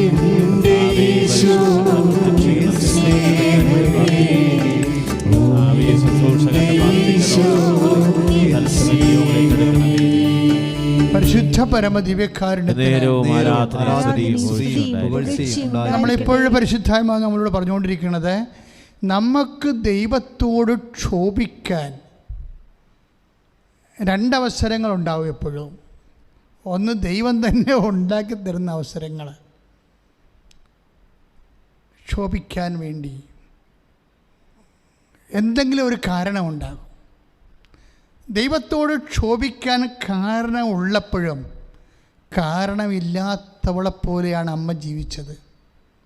എനിക്ക് ക്ഷോഭിക്കാൻ ഒരു കാരണവുമില്ല. യോനാജു പറഞ്ഞു, എനിക്ക് ക്ഷോഭിക്കാൻ, മരണം വരെ ക്ഷോഭിക്കാൻ കാരണമുണ്ട്. പക്ഷെ ഒരു കാര്യം അവനില്ലായിരുന്നു. അമ്മയ്ക്കും മരണം വരെ ക്ഷോഭിക്കാൻ കാരണമുണ്ട്. പക്ഷേ എങ്കിട്ട് ആ കാരണങ്ങളൊന്നും കാരണമായി അമ്മ കരുതിയില്ല. അമ്മ കരുതിയില്ല. അമ്മയെല്ലാം ഹൃദയത്തിൽ സംഗ്രഹിച്ചു എന്ന് പറയുമ്പോഴേ അതിലെല്ലാം ഇതുണ്ട്. കാര്യം നമ്മളിപ്പോൾ സംസാരിച്ചുകൊണ്ടിരിക്കുന്നത് ദൈവം നമ്മുടെ ജീവിതത്തിൽ ഉണ്ടാക്കി തരുന്ന ട്രബിളുകളാണ്. വേറെ ഒരു അക്ഷരത്തിൽ പറഞ്ഞാൽ ദൈവത്തിന് വേണമെങ്കിൽ, ഇപ്പോൾ മത്തായിയുടെ സുവിശേഷത്തിലില്ലേ 8:2, മത്തായി ശ്ലീഹയുടെ സുവിശേഷം 8:2, അങ്ങയ്ക്ക് മനസ്സുണ്ടെങ്കിൽ എന്നെ സൗഖ്യമാക്കാൻ കഴിയും. കുഷ്ഠരോഗി പറഞ്ഞതാണ്. അപ്പം കുഷ്ഠരോഗിക്ക് അത് മനസ്സിലായി. എന്താണ്? ദൈവത്തിന് മനസ്സുണ്ടെങ്കിൽ നമ്മളെ സൗഖ്യമാക്കാൻ കഴിയും. അപ്പോൾ ഈശോ എന്താ പറഞ്ഞത്? ദാറ്റ്സ് കറക്റ്റ്, നീ പറഞ്ഞ കറക്റ്റാണ്. എനിക്ക് ചില വിഷയങ്ങൾക്ക് മനസ്സുണ്ട്, ചില വിഷയങ്ങൾക്ക് മനസ്സില്ല. നിൻ്റെ കാര്യത്തിൽ എനിക്ക് മനസ്സുണ്ട്, നീ സൗഖ്യമുള്ളവനാവുക. അപ്പോൾ നമ്മൾക്ക് ദൈവത്തിന് വേണമെങ്കിൽ, മനസ്സുണ്ടെങ്കിൽ ഒഴിവാക്കാമായിരുന്ന ഒത്തിരി പ്രശ്നം ദൈവം ഒഴിവാക്കാത്ത അനുഭവങ്ങൾ നമുക്കുണ്ടാവും. ഇപ്പം ഇതെന്താ വിഷയം? പെട്ടെന്നാണ് ഈ അലർജി ചീർത്തിട്ട് വ്രണമായി വൃത്തികേടായി കിടക്കണം. പക്ഷേ ഈശോ സോറി, ഞാനിങ്ങനെ പരീക്ഷിക്കരുതായിരുന്നു നിന്നെ എന്ന് പറഞ്ഞില്ല. പിറ്റേ ദിവസം ആ കൈ പുതിയ കൈ പോലെയായിപ്പോയി. 6 വയസ്സുള്ള രോഗമാണെന്ന് നീ മനസ്സിലാക്കണം. ഇവളൊരു അനുതാപപ്പെട്ട് കഴിഞ്ഞപ്പോഴേ പിറ്റേ ദിവസം ആ കൈ പുതിയ കൈ പോലെ. ഇതെല്ലാം നടക്കുന്നത് 48 മണിക്കൂറുള്ളതാണ്. ദാറ്റ് മീൻസ് ദൈവം ഇന്നും നമ്മുടെ ജീവിതത്തിൽ ഇഷ്യൂസ് ഉണ്ടാക്കുന്നുണ്ട്. ഇല്ലെന്ന് പറയുന്നത് the God created problems, and talking about the created problems, ഒരു ദൈവം നമ്മുടെ ജീവിതത്തിലെ ദൈവത്തിന് വേണമെങ്കിൽ നിൻ്റെ പല കാര്യങ്ങളും ചിന്തിച്ചത്. പക്ഷേ നീ ഇപ്പോൾ വിശ്വസിക്കുമ്പോൾ നിനക്ക് ദൈവത്തോട് നീ ഉള്ളിലെങ്കിലും വിചാരിച്ചിട്ടില്ലേ? എന്താണ്? ദൈവത്തിന് വേണമെങ്കിൽ എനിക്ക് ആ ജോലി തരാമായിരുന്നു. ഇല്ല, അങ്ങനെ ദൈവത്തിന് വേണമെങ്കിൽ ആ ചെറുക്കനെ എന്നെ കെട്ടിക്കാമായിരുന്നു. അപ്പോൾ ഇങ്ങനെ നമ്മൾ ദൈവത്തോട് ബാർഗെയിൻ ചെയ്യും. എന്താണ്? ദൈവത്തിന് വേണമെങ്കിൽ എന്നെ പഠിക്കാൻ വിടാമായിരുന്നു, ദൈവത്തിന് വേണമെങ്കിൽ എനിക്ക് ആ കാലത്ത് വീട് വെക്കാൻ സഹായിക്കാമായിരുന്നു, ഇങ്ങനെ വേണമെങ്കിൽ അങ്ങനെ ചെയ്യാമായിരുന്നു എന്നും പറഞ്ഞ് കുറേ പരിഭവം നീ കൊണ്ടുനടക്കാനുണ്ട് ദൈവത്തിന്. ഇത് ഇന്ന് സന്ധ്യക്ക് അല്ലെങ്കിൽ എപ്പോഴാണ് ഈ ധ്യാനം നീ കൂടുന്നത് അപ്പോഴെടുത്ത് മാറ്റിയേക്കണം. കാര്യം എന്താണെന്നറിയാവോ? നിൻ്റെ ദൈവം നീയെന്നും പറഞ്ഞ് ജീവിക്കുന്ന ആളാണ്. നിൻ്റെ ഈ തരികിട ചിന്താഗതിയൊന്നുമല്ല. അതായത് നിൻ്റെ ദൈവം നീയെന്നും പറഞ്ഞ് ജീവിക്കുന്ന ആളാണെന്ന് മനസ്സിലാകണമെങ്കിൽ നീ ഇച്ചിരിയും കൂടി വളരണം കൃപയിലും ദൈവസ്നേഹത്തിലും വിശ്വാസത്തിലും. എന്താണെന്നറിയാമോ? ഇപ്പോൾ ഈ 2 കേസ് മാത്രമല്ല, ഈശോ പണ്ട് മുതൽ ഇങ്ങനെ വൈകിക്കുന്ന ആളാണ്. മനഃപൂർവ്വം ചില കാര്യങ്ങൾ വൈകിക്കും. ഞാൻ ഈശോയോട് ചോദിച്ചിരിക്കേ, നമ്മുടെ ഈ മത്തായിയുടെ സുവിശേഷമില്ലേ, 14-ാം അധ്യായത്തിൻ്റെ 25-ാം വാക്യം, മത്തായി 14:25 എന്നാ പറയണത്? രാത്രിയുടെ 4-ാം യാമത്തിൽ അവൻ കടലിന് മീതെ നടന്ന് അവരുടെ അടുത്തേക്ക് ചെന്നു. രാത്രിയുടെ 4-ാം യാമത്തിൽ അവൻ കടലിന് മീതെ നടന്ന് അവരുടെ അടുത്തേക്ക് ചെന്നു. Praise the Lord. അപ്പം ഞാൻ ഈശോയോട് ചോദിച്ചു, ഈശോ ഇത് എന്ത് പരിപാടിയാ? 2-ാം യാമത്തിൽ ചെന്നെങ്കിൽ പിന്നെ അത്രയും കുറച്ച് തണ്ട് വെച്ചാൽ മതിയായിരുന്നല്ലേ? ഈ 4-ാം യാമം എന്ന് പറഞ്ഞ കളിയല്ലേ? കാര്യം ഒരു യാമം എന്ന് പറയുന്നത് 3 മണിക്കൂറാണ്. അതായത് 3-4-12 മണിക്കൂർ എന്ന് പറയുമ്പോൾ ഈശോ ചെന്നിരിക്കുന്ന സമയം ഏതാണ്? കൊച്ചു വെളുപ്പിനാണ്. ഒരു 4 മണി പരുവത്തിൽ ചെന്നിരിക്കുകയാണ്. ദാറ്റ് മീൻസ് ആ പാവത്തുങ്ങളെ സന്ധ്യ തൊട്ട് വെളുപ്പിന് 4 മണി വരെ കടലിൽ തണ്ട് വലിക്കുകയായിരുന്നു. ഇതിൽ ഏത് സമയത്ത് വേണമെങ്കിലും ഈശോയ്ക്ക് ചെന്ന് മനസ്സാക്ഷി ഉണ്ടെങ്കിൽ ചെന്ന് അവരുടെ കൂടെ ഏതായാലും ഈശോ ചെല്ലാൻ ഉദ്ദേശിച്ചിട്ടുണ്ട്. എന്നാൽ പിന്നെ ഇത്തിരി നേരത്തെ എല്ലാം പാടില്ലേ? ചില സമയത്ത് നമ്മുടെ മനസ്സാക്ഷിയും ദൈവത്തിൻ്റെ മനസ്സാക്ഷിയും വ്യത്യസ്തമായിരിക്കും. ദൈവം ചില വിഷയത്തെ കരുതിക്കൂട്ടി താമസിക്കും. കരുതിക്കൂട്ടി ആ കരുതിക്കൂട്ടി താമസിച്ചതിനെക്കുറിച്ച് അപ്പോസ്തലന്മാർ പോലും ആശ്ചര്യപ്പെടും. അവസാനം ഈ 4-ാം യാമത്തിൽ ചെല്ലുമ്പോൾ കടല്, നിങ്ങൾക്കറിയാമല്ലോ അവരുടെ അവസ്ഥ. ഞാനത് കണക്കൂട്ടി നോക്കി. യോഹന്നാൻ്റെ സുവിശേഷത്തിൽ 30 സ്റ്റേഡിയം എന്നാണ് എഴുതിയിരിക്കുന്നത്. സ്റ്റേഡിയം. ഈ ദിവസങ്ങളൊക്കെ ഞാൻ ഈ പണി തന്നെ ഇരുന്ന്. കാര്യം ഇത് ടാലിയാകാത്ത കുറേ ഭാഗങ്ങളുണ്ട്. അതുകൊണ്ട് അതായത് ലൂക്ക പറയും ബെത്സയിദയിൽ വെച്ചാണ് അപ്പം വർദ്ധിപ്പിച്ചതെന്ന് പറയും. അപ്പം മർക്കോസ് പറയും ബെത്സയിദയിൽ വെച്ചല്ല വിജനപ്രദേശത്ത് വെച്ചാണെന്ന് പറയും. അപ്പം യോഹന്നാൻ പറയും അത് ബെത്സയിദയാണ്, പക്ഷേ ബെത്സയിദ അതിന് 2 ബെത്സയിദ. എന്താണ്? ഫിലിപ്പ് രാജാവ് ഉണ്ടാക്കിയ ബെത്സയിദ ജൂലിയൂസ്, അതുപോലെ തന്നെ ഗലീലി ബെത്സയിദ, ഏത് ബെത്സയിദയാണെന്നുള്ളത്. അപ്പം ഇതെല്ലാം തമ്മിൽ കണ്ടുപിടിച്ച് ഹരിച്ചും കുണിച്ചും കണ്ടുപിടിച്ച് എന്താ വെച്ചാൽ പിന്നെ അക്കരയ്ക്ക് പോയി മറുകരയ്ക്ക് പോയി. മറുകരയ്ക്ക് പോയപ്പോൾ എവിടെ നിന്നാണ് മറുകരയ്ക്ക് പോയത്, അതെല്ലാം കൺഫ്യൂഷനാണ്. അപ്പോൾ ഈ സുവിശേഷമായിരുന്നുകൊണ്ട് ഈ ദിവസങ്ങളൊക്കെ ഞാൻ ഇത് തന്നെ നോക്കിക്കൊണ്ടിരിക്കുകയായിരുന്നു. മറുകര എന്ന് പറഞ്ഞാൽ എവിടെയാണ്? അപ്പോൾ നോക്കിയാൽ അവിടെ ഒരു ബെത്സയിദ ഉണ്ട്, അവിടെ ഒരു ഗനേസറത്തുണ്ട്. ഇപ്പുറത്തെ കരയിലാണ് ഒരു ബെത്സയിദ ജൂലീസും ഉള്ളത്. അവിടെയാണ് അപ്പം വർദ്ധിപ്പിച്ചത്, പാരമ്പര്യ വിശ്വാസം. പക്ഷേ അങ്ങനെയാണെങ്കിൽ ഇങ്ങോട്ട് വരുമ്പോൾ ഗനേസറത്താണ് ഉള്ളത് മറുകരയ്ക്ക് പോകുമ്പോഴേ. അത് യോഹന്നാൻ അതിനോട് യോജിക്കുന്നുണ്ട്. അങ്ങനെയെങ്കിൽ എത്ര കിലോമീറ്ററാണിത് നോക്കിയപ്പോൾ 9 കിലോമീറ്ററുണ്ട്. ഈ ബെത്സയിദയിൽ നിന്നാണ് മറുകരയ്ക്ക് പോന്നിട്ടുണ്ടെങ്കിൽ അത് യോഹന്നാൻ്റെ സുവിശേഷത്തിൻ്റെ രീതി അതാണ്. അത് തീർച്ചയായിട്ടും കുറേ ഞാൻ യോഹന്നാനെ ഫോളോ ചെയ്യുന്നു. മർക്കോസിനെ ഫോളോ ചെയ്യുന്നതിനേക്കാൾ കുറച്ച് അക്യുറസിക്ക് നല്ലത് ഇയാൾ ഈ നാട്ടുകാരനാണ്. അവിടെ ടോപ്പോഗ്രഫി ഇപ്പോൾ യോഹന്നാനെ അറിയാം. ആ ബെത്സയിദക്കാരനാണ് യോഹന്നാൻ എന്ന് പറയുന്ന ആൾ. യോഹന്നാനും അതുപോലെ തന്നെ 2-3 ശിഷ്യന്മാർ അവിടെ നിന്നുണ്ട്. പത്രോസൊക്കെ അവിടെ നിന്നുള്ള ആൾക്കാരാണ്. പത്രോസ് പറഞ്ഞാണ് ഇതൊക്കെ സംഭവം കേട്ടറിഞ്ഞാണ് മർക്കോസിൻ്റെ സുവിശേഷത്തിൽ ഈ സംഭവം ഉള്ളത്. കാര്യം പത്രോസും ആ നാട്ടുകാരനാണ്. പക്ഷേ കൂടുതൽ നോക്കുമ്പോഴേ യോഹന്നാൻ കുറച്ച് അക്രസീവ് ചെയ്യണ പോലെയൊക്കെ തോന്നും. പക്ഷേ എനിവേ സുവിശേഷത്തിൻ്റെ വിഷയം എന്താണ്? യേശു ചെയ്തു. അത് ഓരോരുത്തരുടെ അക്കൗണ്ടിൽ അവരുടെ തിയോളജിക്കൽ ലക്ഷ്യമനുസരിച്ചുകൊണ്ട് അവർ ക്രമീകരിക്കുന്നതാണത്. അവരുടെ മനസ്സിൽ വിജയകുമാരത്തെ സമയത്ത് എന്നോട് ചോദിക്കും, അച്ഛാ അതെങ്ങനെയാണ് അവതരിപ്പിക്കേണ്ടതെന്ന് ഞാൻ ചോദിക്കും. അപ്പോൾ ഞാൻ അത് ഇങ്ങനെ അവതരിപ്പിച്ചാൽ വിജയകുമാർ നോനോ അതിവിടെ പറയാൻ പറ്റത്തില്ലെന്ന് പറയും. കാര്യം അത് തമിഴ് ക്രിസ്ത്യൻസ് ആയിരിക്കുന്ന സ്ഥലമാണ്, ചിലരും അത് നോൺ ക്രിസ്ത്യൻസ് ഉള്ള സ്ഥലമാണ്. അപ്പോൾ അവിടെ ഈ സുവിശേഷം എങ്ങനെ അവതരിപ്പിക്കുക, അത് അതിനെ വേറെ രീതിയിൽ പറയണം. അതുപോലെ തന്നെ ഇതുപോലെ തന്നെ സുവിശേഷകന്മാർക്ക് സംഭവിച്ചിരിക്കുന്നത്, അവർ എവിടെയെല്ലാം സുവിശേഷം വേറെ ചെയ്തിട്ടുണ്ട്, ആ ജനങ്ങൾക്ക് വേണ്ടിയാണ് ഈ സുവിശേഷത്തിൻ്റെ അവരോട് ആഭിമുഖ്യമുള്ള ഭാഗങ്ങളെടുത്ത് ക്രമീകരിച്ച് ആണ് പറയണത്. അതാണ് സുവിശേഷത്തിൽ വ്യത്യസ്തമായ അക്കൗണ്ടുകൾ വരണത്. അപ്പോൾ ഞാൻ നോക്കിയപ്പോൾ ഒരു 9 കിലോമീറ്റർ ഉണ്ട്. 9 കിലോമീറ്റർ ഇവർ തുഴഞ്ഞിട്ടുണ്ടെന്ന് വെച്ചാൽ അത്രയും തുഴയാൻ സാധ്യതയില്ല. ഒരു 6 കിലോമീറ്റർ ഉറപ്പായിട്ടും അപ്പോസ്തലന്മാർ തുഴഞ്ഞിട്ടുണ്ട്. 4 കിലോമീറ്റർ എന്ന് പറയുമ്പോൾ 4 യാമോ എന്ന് പറയുമ്പോൾ 6 കിലോമീറ്റർ തുഴയാൻ ചിലപ്പോൾ എന്താ കാര്യത്തിൽ കടക്ഷോഭമല്ലേ, പക്ഷെ കാറ്റ് അവസാനം ഉണ്ടായ സംഭവമാണ്. എങ്കിൽ തന്നെയും യേശുവിന് ഇതിലേതെങ്കിലും ഇപ്പം 2 യാമത്തിൽ 1 യാമത്തിലൊക്കെ വരാം, പക്ഷേ ഈശോ വരത്തില്ല. നമ്മുടെ ജീവിതത്തിൽ ഇത് തന്നെയാണ് സംഭവിക്കുന്നത്. നമ്മളെ ഈശോയ്ക്ക് നമ്മുടെ പഠനങ്ങൾ, നമ്മുടെ പരീക്ഷകൾ, നമ്മുടെ പരീക്ഷയുടെ തോൽവി, നമ്മുടെ ജോലി നഷ്ടം, നമ്മുടെ വീട് വെപ്പ്, നമ്മുടെ വിവാഹം നടക്കുന്നത്, നമ്മുടെ മക്കൾ ഉണ്ടാകുന്നത്, ഇതിങ്ങനെയല്ല ഈശോയ്ക്ക് വേണമെങ്കിൽ നേരത്തെ തരാം. അത് നമ്മൾ അനിയത്തി പ്രസവിച്ച് അവിടെ മോള് നഴ്സറി പോയിട്ടും ചേടത്തി പ്രസവിച്ചിട്ടില്ല. അപ്പോഴും ചേടത്തി ചിന്തിക്കണത് എന്താണ്? ഈശോയ്ക്ക് വേണമെങ്കിൽ എനിക്ക് കുഞ്ഞിനെ തന്നു വെറുതെ മനുഷ്യൻ നാണം കിടത്തേണ്ട കാര്യമില്ല. ഇനി ഇപ്പോൾ മച്ചി എന്നൊക്കെ വിളിച്ചില്ലേ? ആര്? അമ്മയമ്മയും വിളിച്ച് കാണും, നാട്ടുകാരും വിളിച്ച് കാണും. അപ്പം അങ്ങനെ വരുമ്പോഴത് അപ്പം അവർ മച്ചിയെന്ന് വിളിക്കത്തില്ല, വാഴയെന്ന് വിളിക്കത്തുള്ളൂ. എന്ത് വാഴ? കൊലക്കാത്ത വാഴ. കുഞ്ഞ് ലഭിക്കാഞ്ഞതിന് നമുക്ക് കിട്ടിയ കുരിശാണേ കൊലക്കാത്ത വാഴ എന്ന വിളിയാണ്. ഈ ഒരു വിളി കിട്ടിയാലുണ്ടല്ലോ,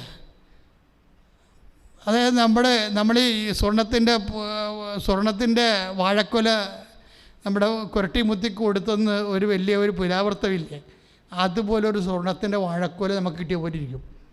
നമ്മൾ മച്ചിയല്ല, ആണെങ്കിൽ അത് കർത്താവിൻ്റെ കാര്യമാണ്. പക്ഷെ നാട്ടുകാരെ നമ്മൾ വിളിച്ച് ആക്ഷേപിക്കുമ്പോൾ നമ്മൾ കർത്താവിൻ്റെ നാമത്തിലെടുക്കും. കാര്യം അനിയത്തിക്ക് കൊച്ചിനെ കൊടുത്ത കർത്താവ് തന്നെയല്ലേ ജീവിച്ചിരിക്കണത്. അപ്പോൾ എനിക്ക് തരാമായിരുന്നല്ലോ, തന്നില്ലല്ലോ. അപ്പോൾ ഈശോയ്ക്ക് വേണമെങ്കിൽ എന്നെ സഹായിക്കാമായിരുന്നു, ഇങ്ങനെ വേണമെങ്കിൽ എനിക്ക് കുട്ടിയെ തരാമായിരുന്നു എന്ന് ചിന്തിച്ച് അവസാനം ഗർഭിണിയായി കഴിയുമ്പോഴും ഒരു എന്നും പറഞ്ഞിരിക്കും. ഗർഭിണിയാണ്, വയറൊക്കെ വീർത്തിരിക്കുകയാണ്. ദൈവമേ നിന്നെ സഹായിച്ച, കർത്താവ് നിന്നെ സഹായിച്ച മോളെ, എത്ര പ്രാർത്ഥിച്ച് ഞങ്ങൾ പ്രാർത്ഥിച്ചെന്നറിയാം. എന്താ കാര്യം? പല പെണ്ണുങ്ങളോട് നാട്ടിൽ പറ്റില്ലെന്ന്. അതാണ് അവർക്ക് താമസിച്ച് പോയതിനുള്ള കെറുവാണ് ദൈവത്തോടെ. പല പെണ്ണുങ്ങളും നാട്ടിൽ പറ്റി കഴിഞ്ഞിട്ടല്ലേ എനിക്ക് കുഞ്ഞിനെ കിട്ടിയെന്നുള്ളതാണ്. അതായത് ഇങ്ങനെയുള്ള വിഷയങ്ങൾ ദൈവം മനഃപൂർവ്വം ചെയ്യണതാണെന്ന് നമ്മൾ ധരിച്ചാൽ കാര്യം, അല്ലാതെ കാരണമില്ലല്ലോ. ഒരു വിശ്വാസിയുടെ ജീവിതത്തിലെ വിശ്വാസി അവകാശിയാണല്ലേ, വിശ്വാസി അവകാശിയല്ലേ. അപ്പോൾ വിശ്വാസി അവകാശിയാകുമ്പോൾ വിശ്വാസിക്ക് ഇത് കിട്ടാൻ ബാധ്യതയാണ്. വീടായാലും സ്ഥലമായാലും ജോലിയായാലും അതെല്ലാം ചേർത്ത് നൽകുമെന്ന് നമ്മൾ പറഞ്ഞിട്ടുണ്ടല്ലോ. അപ്പോഴത് കിട്ടിയില്ല എന്നുകൊണ്ട് അതിൻ്റെ അർത്ഥം എന്താണ്? ദൈവം താമസിപ്പിക്കണം. അതാണ് ദൈവം താമസിപ്പിക്കണതാകാം. അപ്പം ചില കാര്യങ്ങൾ ഇപ്പം ഈശോ അമ്മയോട് ചെയ്ത പോലെ, അമ്മ ഇത്ര ഉയർന്നത് എങ്ങനെയാണ്? ഉടലോടുകൂടി അമ്മ സ്വർഗത്തിലേക്ക് ഈശോനെപ്പോലെ തന്നെ എടുക്കപ്പെട്ടത് എങ്ങനെയാണ്? ഇതുപോലുള്ള നിലപാടുകൾ, ദൈവത്തിൻ്റെ ഓരോ അടികളും കർത്താവിൻ്റെ കണ്ണിങ്ങനെ തിരിഞ്ഞാൽ അമ്മയത് വായിക്കും. അതുപോലെ ദൈവത്തിനെ വായിച്ച് പഠിച്ചാണ് അവർ ഉടലോടുകൂടി എടുക്കപ്പെട്ടത്. നമ്മൾ മരിയൻ ഉടമ്പടി ധ്യാനം കൂടുമ്പോൾ നമുക്ക് മുമ്പിലുള്ളൊരു മാതൃക, ടാൻസിബിൾ ആൻഡ് അക്സസബിളായിട്ടുള്ള മാതൃക എന്താണ്? അമ്മയാണ്. ഞാൻ എന്തിങ്ങനെ പറയണമെന്ന് കാര്യം, ഇപ്പം തന്നെ ഇതുപോലെ താമസിക്കുന്ന വിഷയങ്ങൾ, ഇപ്പോൾ മത്തായിയുടെ സുവിശേഷം തന്നെ 14:15 മത്തായി ശ്രീകാരുടെ സുവിശേഷം തന്നെ അവിടെ ഉണ്ട് ഈ വിഷയം. 14:15 എന്താ പറയണത്?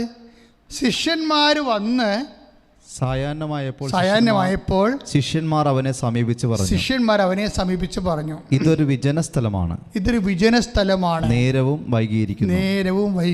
ഗ്രാമങ്ങളിൽ പോയി തങ്ങൾക്ക് ഭക്ഷണം വാങ്ങാൻ ഈ ജനക്കൂട്ടത്തെ പറഞ്ഞയക്കുക. That's okay. അപ്പം ജനങ്ങളെ അപ്പം ഇവിടെ എന്താ പ്രശ്നം? രണ്ട് പ്രോബ്ലമാണ് ഇവിടെ വന്നിരിക്കുന്നത്. മത്തായി ശ്ലീഹായുടെ സുവിശേഷത്തിൽ 14:15 രണ്ട് പ്രോബ്ലം വന്നിട്ടുണ്ട്. ഈ രണ്ട് പ്രോബ്ലവും ക്രിയേറ്റഡ് ബൈ ജീസസ്. എന്താ കാര്യം? യോഹന്നാൻ മാന്താനയുടെ പെടലി വെട്ടിയെന്ന് അറിഞ്ഞപ്പോഴേ കർത്താവ് അന്തിപ്പാസിൻ്റെ ടെറിട്ടറിയിൽ നിന്ന് മൂവ് ചെയ്യുന്നുണ്ട് അവിടെ. കാര്യം അവൻ്റെ ടെറിട്ടറി അവിടെ ഉള്ളത്. പക്ഷേ അപ്പോൾ അത് മൂവ് ചെയ്യാൻ കാരണം അവനെ പേടിച്ചിട്ടൊന്നുമല്ല, ഒരു കാരണമുണ്ട്. അപ്പോസ്തലന്മാരെ ഔട്ട്റീച്ചിന് വിട്ടിരിക്കുകയായിരുന്നു. അപ്പോൾ ഓരോരുത്തരും വന്നിട്ട് അവരുടെ കൈ കൊണ്ട് രോഗം സുഖപ്പെട്ട കാര്യവും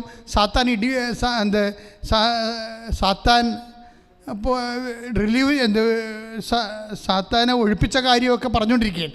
അപ്പോൾ ഈശോ പറഞ്ഞു, നിർത്ത്, നമുക്കൊരു വിജന സ്ഥലത്തേക്ക് പോയിട്ട് ഇത് സംസാരിക്കാം. അപ്പോൾ എന്താണ് ഈ വിജന സ്ഥലത്തേക്ക് പോയത്? ആരാണ്? അപ്പോസ്തലന്മാർ പറയേണ്ടത് ഒരു വിജന സ്ഥലമാണെന്ന്. ഈ വിജന സ്ഥലം ഉണ്ടാക്കിയത് ആരാണ്? മര്യാദക്ക് ആൾപ്പാർപ്പുള്ള സ്ഥലത്തേക്ക് പോയാൽ പോരാണെന്ന്. ഇത് ഈശോ ഉണ്ടാക്കിയ പരിപാടിയാണ്. നമുക്കൊരു വിജന സ്ഥലത്തേക്ക് പോകാം. ക്ലിയർ അല്ലേ? അപ്പോൾ ഇപ്പോഴും ഇവർ പറയാനുണ്ടല്ലോ വിജന സ്ഥലത്തേക്ക് പോകാം, ഇതൊരു വിജന സ്ഥലമാണെന്ന്. എങ്ങനെ ഉണ്ടാക്കിയതാണ്? അപ്പോസ്തലന്മാരുണ്ടാക്കിയതാണോ? ആകസ്മികമായിട്ട് ഉണ്ടായതാണോ? അല്ല, ഈശോ കരുതിക്കൊണ്ട് ഉണ്ടാക്കിയ വിജന സ്ഥലമാണ്. നമ്മുടെ ജീവിതത്തിൽ ഇതുപോലെ നാട്ടുകാരെ കൊണ്ട് സഹായിക്കാത്ത, അയൽവാസികളെ കൊണ്ട് സഹായിക്കാത്ത, സ്വന്തം കൂടപ്പിറപ്പുകളെ കൊണ്ട് തള്ളിപ്പറയിപ്പിക്കുന്ന വിജന സ്ഥലങ്ങൾ ദൈവം തന്നെ ക്രിയേറ്റ് ചെയ്യുമ്പോൾ mind it, that is Jesus. സ്തുതിക്കട്ടെ. ഹല്ലേലൂയ, ആരാധന, ഹല്ലേലൂയ, ഹല്ലേലൂയ. കരങ്ങൾ ഉയർത്തിക്കൊണ്ട് സ്തുതിക്കുന്നു. ഹല്ലേലൂയ, ഹല്ലേലൂയ, ഹല്ലേലൂയ, ഹല്ലേലൂയ, ഹല്ലേലൂയ. കർത്താവേ, ഞങ്ങളുടെ ജീവിത യാത്രയിൽ കർത്താവേ, ആരോരുമില്ലാത്ത അവസ്ഥയിൽ വിജനമായ സ്ഥലങ്ങളുണ്ടാകുമ്പോൾ ഈശോയെ കൂടെയുണ്ടെന്ന് ശക്തിപ്പെടുത്തുന്നു. ഈശോയെ ആരാധന. ചേർന്ന് പാടാം.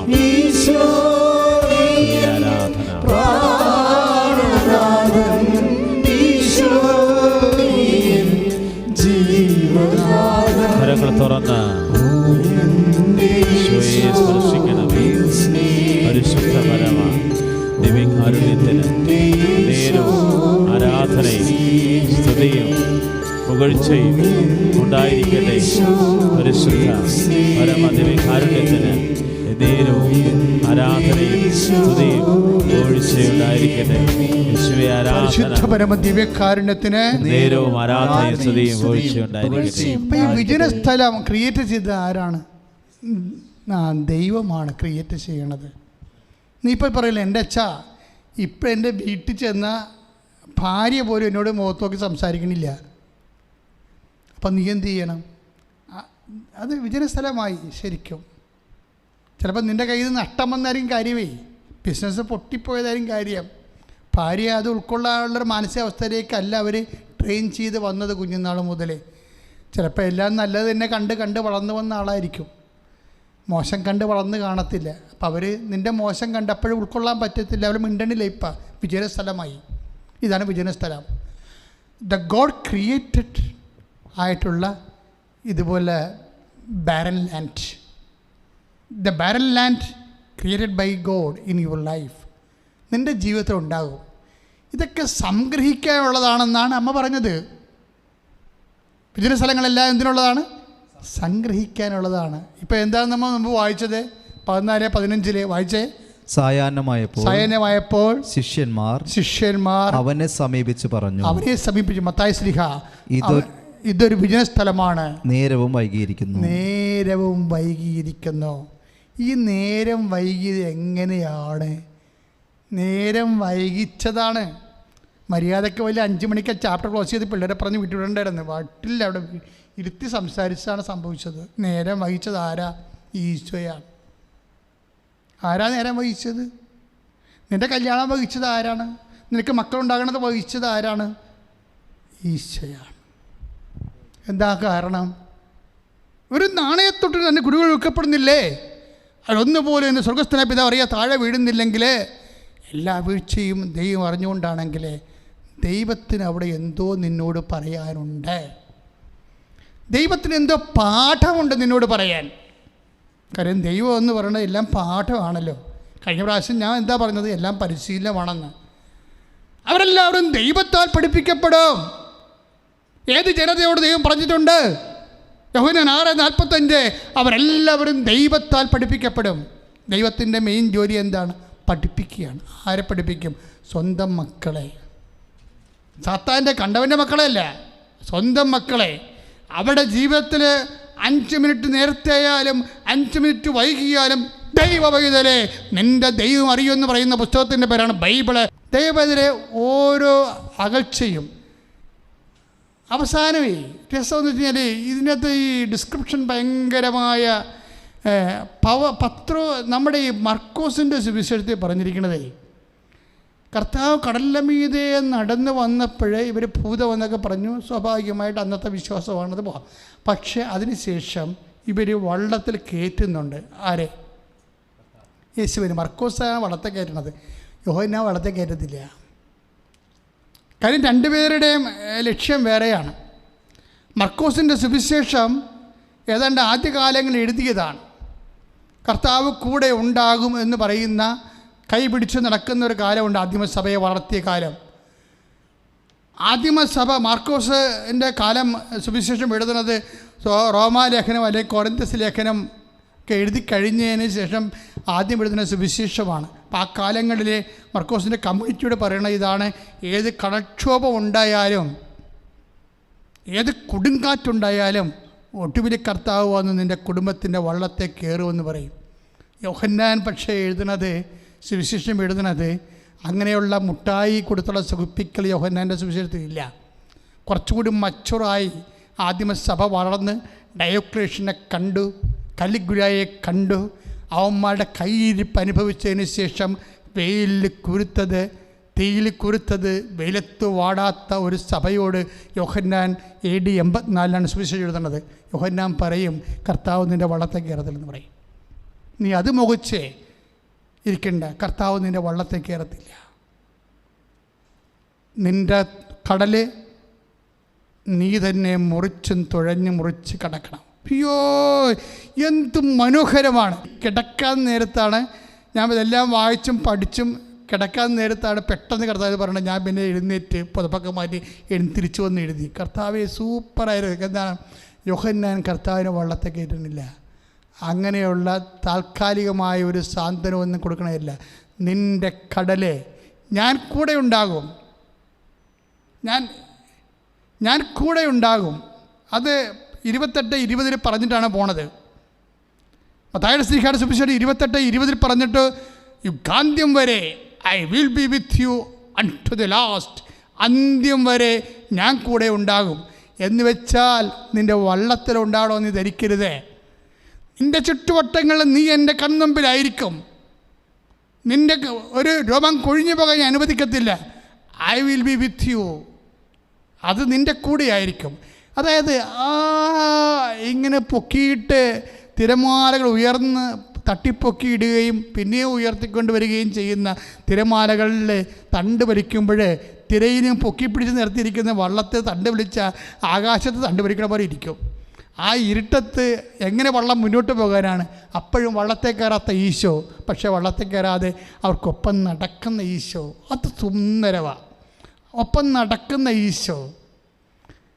അപ്പോൾ ആ നടന്ന് വരുമ്പോഴേ കർത്താവ് എന്താ പറയണത്? നിൻ്റെ വള്ളം, നിൻ്റെ വിശ്വാസ ജീവിതം, നിൻ്റെ പ്രത്യാശയുടെ ജീവിതം, നിൻ്റെ സുവിശേഷ സാക്ഷികളുടെ ജീവിതം, നീ തന്നെ ഒറ്റക്ക് തുഴഞ്ഞ് നിൻ്റെ കടല് നീ മുറിക്കും. നീ മുറിക്കണത്രയും വരം നിന്നെ മുറിക്കാൻ വേണ്ടി ഒരാവേശമായി എൻ്റെ സാന്നിധ്യം നിൻ്റെ കൂടെ ഉണ്ടാകും. ഒരിക്കലും നിനക്കുണ്ടാകുന്ന ക്രെഡിറ്റ് ഞാൻ വന്ന് സഹായിച്ച് ഞാനായിട്ട് അടിച്ചു മാറ്റത്തില്ല, അത് നിനക്ക് തന്നെയായിരിക്കും. കാര്യം നീ വിളിക്കപ്പെട്ടിരിക്കുന്നത് റോമ 6 അനുസരിച്ചുകൊണ്ട് വിശുദ്ധനാകാനും വിശുദ്ധനാകാൻ വേണ്ടി വിളിക്കപ്പെട്ടവരാണെങ്കിൽ നിൻ്റെ കടൽ മുറിക്കാൻ നീ തന്നെ നിൻ്റെ തണ്ട് വലിച്ച് നീ തുഴഞ്ഞ് നിൻ്റെ കടൽ നീ മുറിച്ച് കയറും. അതെന്തൊരു സുന്ദരമാണ്. 6:19, 6:21 ആ സുവിശേഷമുണ്ട്. ശ്രുതികട്ടെ ഹല്ലേലൂയ. യോഹന്നാൻ 6:21 ശ്രുതികട്ടെ ഹല്ലേലൂയ.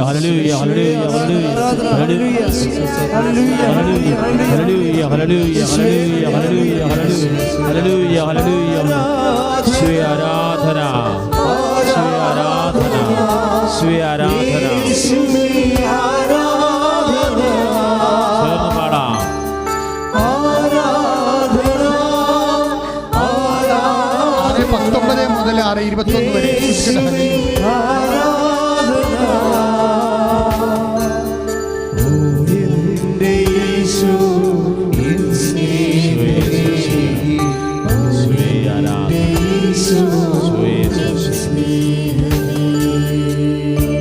പരിശുദ്ധ പരമദിവ്യകാരുണ്യ ഈശോയ്ക്ക് യോഹന്നാൻ 6:19-21 വരെ വായിക്കുക.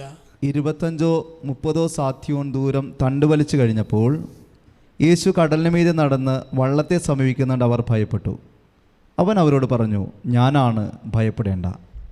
അവനെ വള്ളത്തിൽ കയറ്റാൻ അവർ ആഗ്രഹിച്ചു. പെട്ടെന്ന് വള്ളം അവർ ലക്ഷ്യം വെച്ചിരുന്ന കരയ്ക്ക് അടുത്തു. Praise the Lord.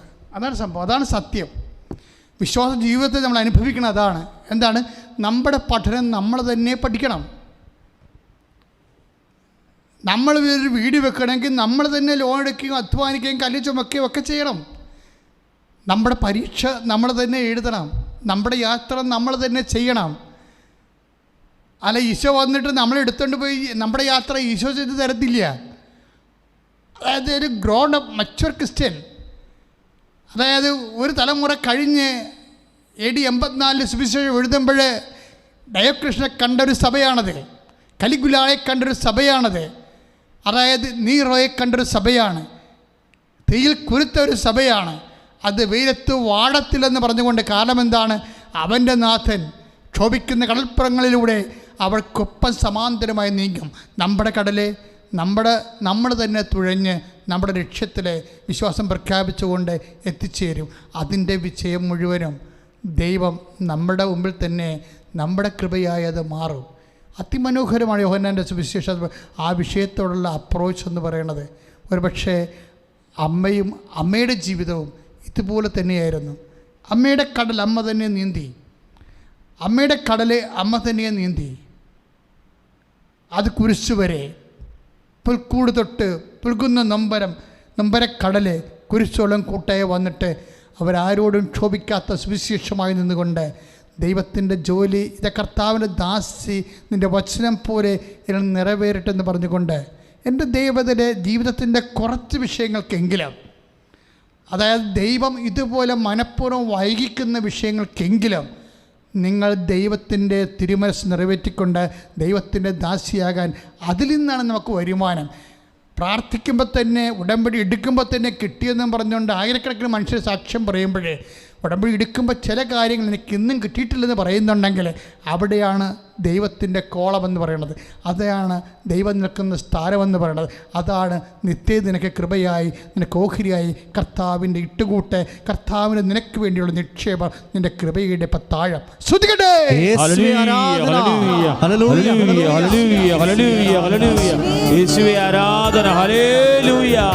കർത്താവേ, പ്രബോധനം നന്ദി പറയുന്ന കർത്താവേ, യേശുവേ ആരാധന.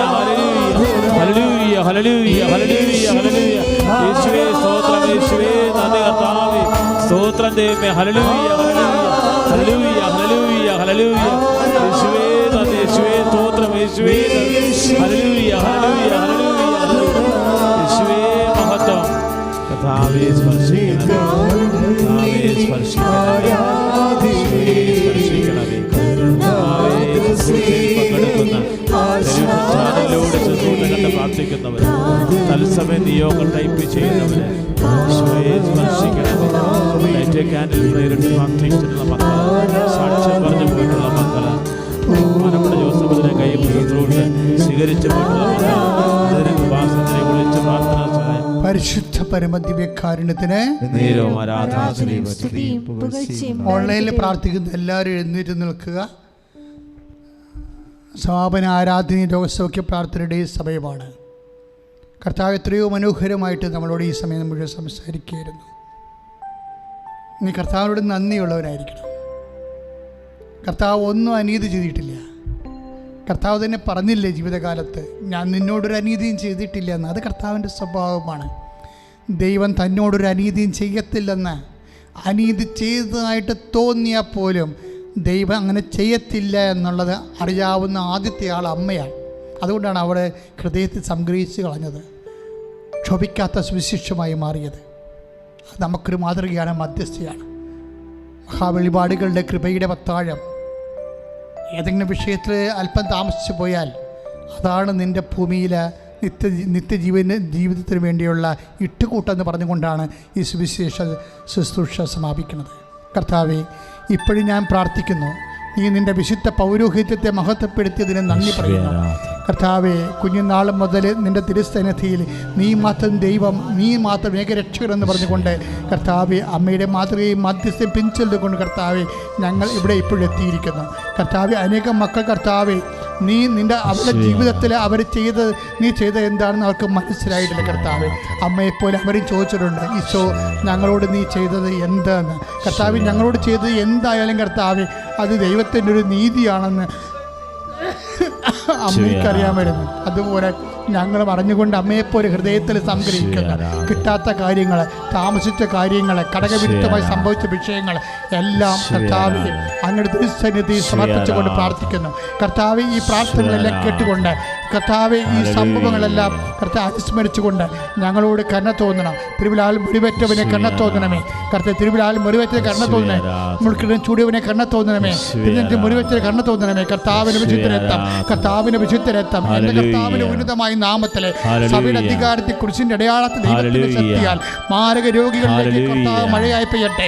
മാരക രോഗികളിലേക്ക് കർത്താവ് മഴയായി പെയ്യട്ടെ. ഈശോ ഈശോ മരുന്ന് പിടിക്കാത്ത രോഗികൾ കണ്ണിലൂടെ പ്രാർത്ഥിക്കുന്നു. പണമില്ലാത്ത രോഗികൾ, ആശുപത്രി അകപ്പെട്ടവര്, നോക്കാനും തിരക്കാനും ഇല്ലാത്തവർ കർത്താവ് വേദനയോടെ, ദൈവമേ നീ മാത്രമേ ഉള്ളൂ എന്ന് പറഞ്ഞുകൊണ്ട് കർത്താവ് തേറിക്കൊണ്ട് കണ്ണിലൂടെ പ്രാർത്ഥിക്കുന്നു. ഈശോ കൈ നീട്ടണമേ. കൈ കർത്താവ് ഈ സമുദ്രത്തിന്മേൽ കൈ നീട്ടുന്നതുപോലെ ജീവിത സമുദ്രങ്ങളെ തിരയുന്നവരെ, ദുഃഖത്തിന്റെ രോഗത്തിന്റെ തകർച്ചയുടെ കർത്താവെ കരങ്ങളാൽ സമുദ്രങ്ങളാൽ ഉള്ളം തിരയുന്നവരുടെ മേൽ നീ കൈ നീട്ടണമെന്ന് പ്രാർത്ഥിക്കുന്നു.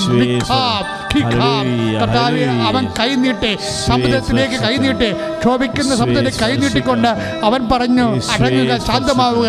ആ കൈകള് കർത്താവെ പുരുഷാന്തങ്ങളുടെ മാന്ത്രങ്ങളുടെ കർത്താവെ വേദനിക്കുന്ന മനുഷ്യരാശിയുടെ മേൽ കർത്താവ് നീട്ടിയ അതേ കൈകൾ കർത്താവെ ഇപ്പോഴും നീട്ടണമെന്ന് പ്രാർത്ഥിക്കുന്നു. ഈ ധ്യാനം ഓൺലൈനിൽ കണ്ടിരിക്കുന്ന ഓരോ കുടുംബങ്ങൾ കർത്താവെ ദുഃഖക്കടലായി, സങ്കടക്കടലായി തിരയുന്ന കുടുംബങ്ങൾ, മക്കളുടെ ദുർനടപ്പുകള് കർത്താവ്, മക്കളുടെ തെറ്റായ ബന്ധങ്ങൾ കർത്താവെ, പാപകരമായ ജീവിതങ്ങൾ കർത്താവെ, ആ പാപക്കടലിലേക്ക് കർത്താവെ അടങ്ങുക, ശാന്തമാവുക എന്ന് കർത്താവെ നിന്റെ കൈ നീട്ടണമെന്ന് പ്രാർത്ഥിക്കുന്നു. കർത്താവെ, തിരയെ മുറിച്ച് കടന്ന് അവനവന്റെ കടലുകൾ, അവനവന്റെ വിശ്വാസത്തോടെ, അവനവന്റെ കുടുംബത്തോടിൽ അവനവന്റെ നുഴയുമ്പോൾ കർത്താവെ ചാരേ വന്നണയുന്നവനെ കൂടെ സഞ്ചരിക്കുന്നവനെ, സമാന്തര സഞ്ചാരി കർത്താവെ, ഞങ്ങളുടെ സങ്കടങ്ങളുടെ സമാന്തര സഞ്ചാരി ഞങ്ങൾ സ്തുതിക്കുന്നു, വാഴ്ത്തുന്നു, നന്ദി പറയുന്നു. ഉന്നതമായ നാമത്തിൽ മാരക രോഗങ്ങള്, ഉന്നതമായ നാമത്തിൽ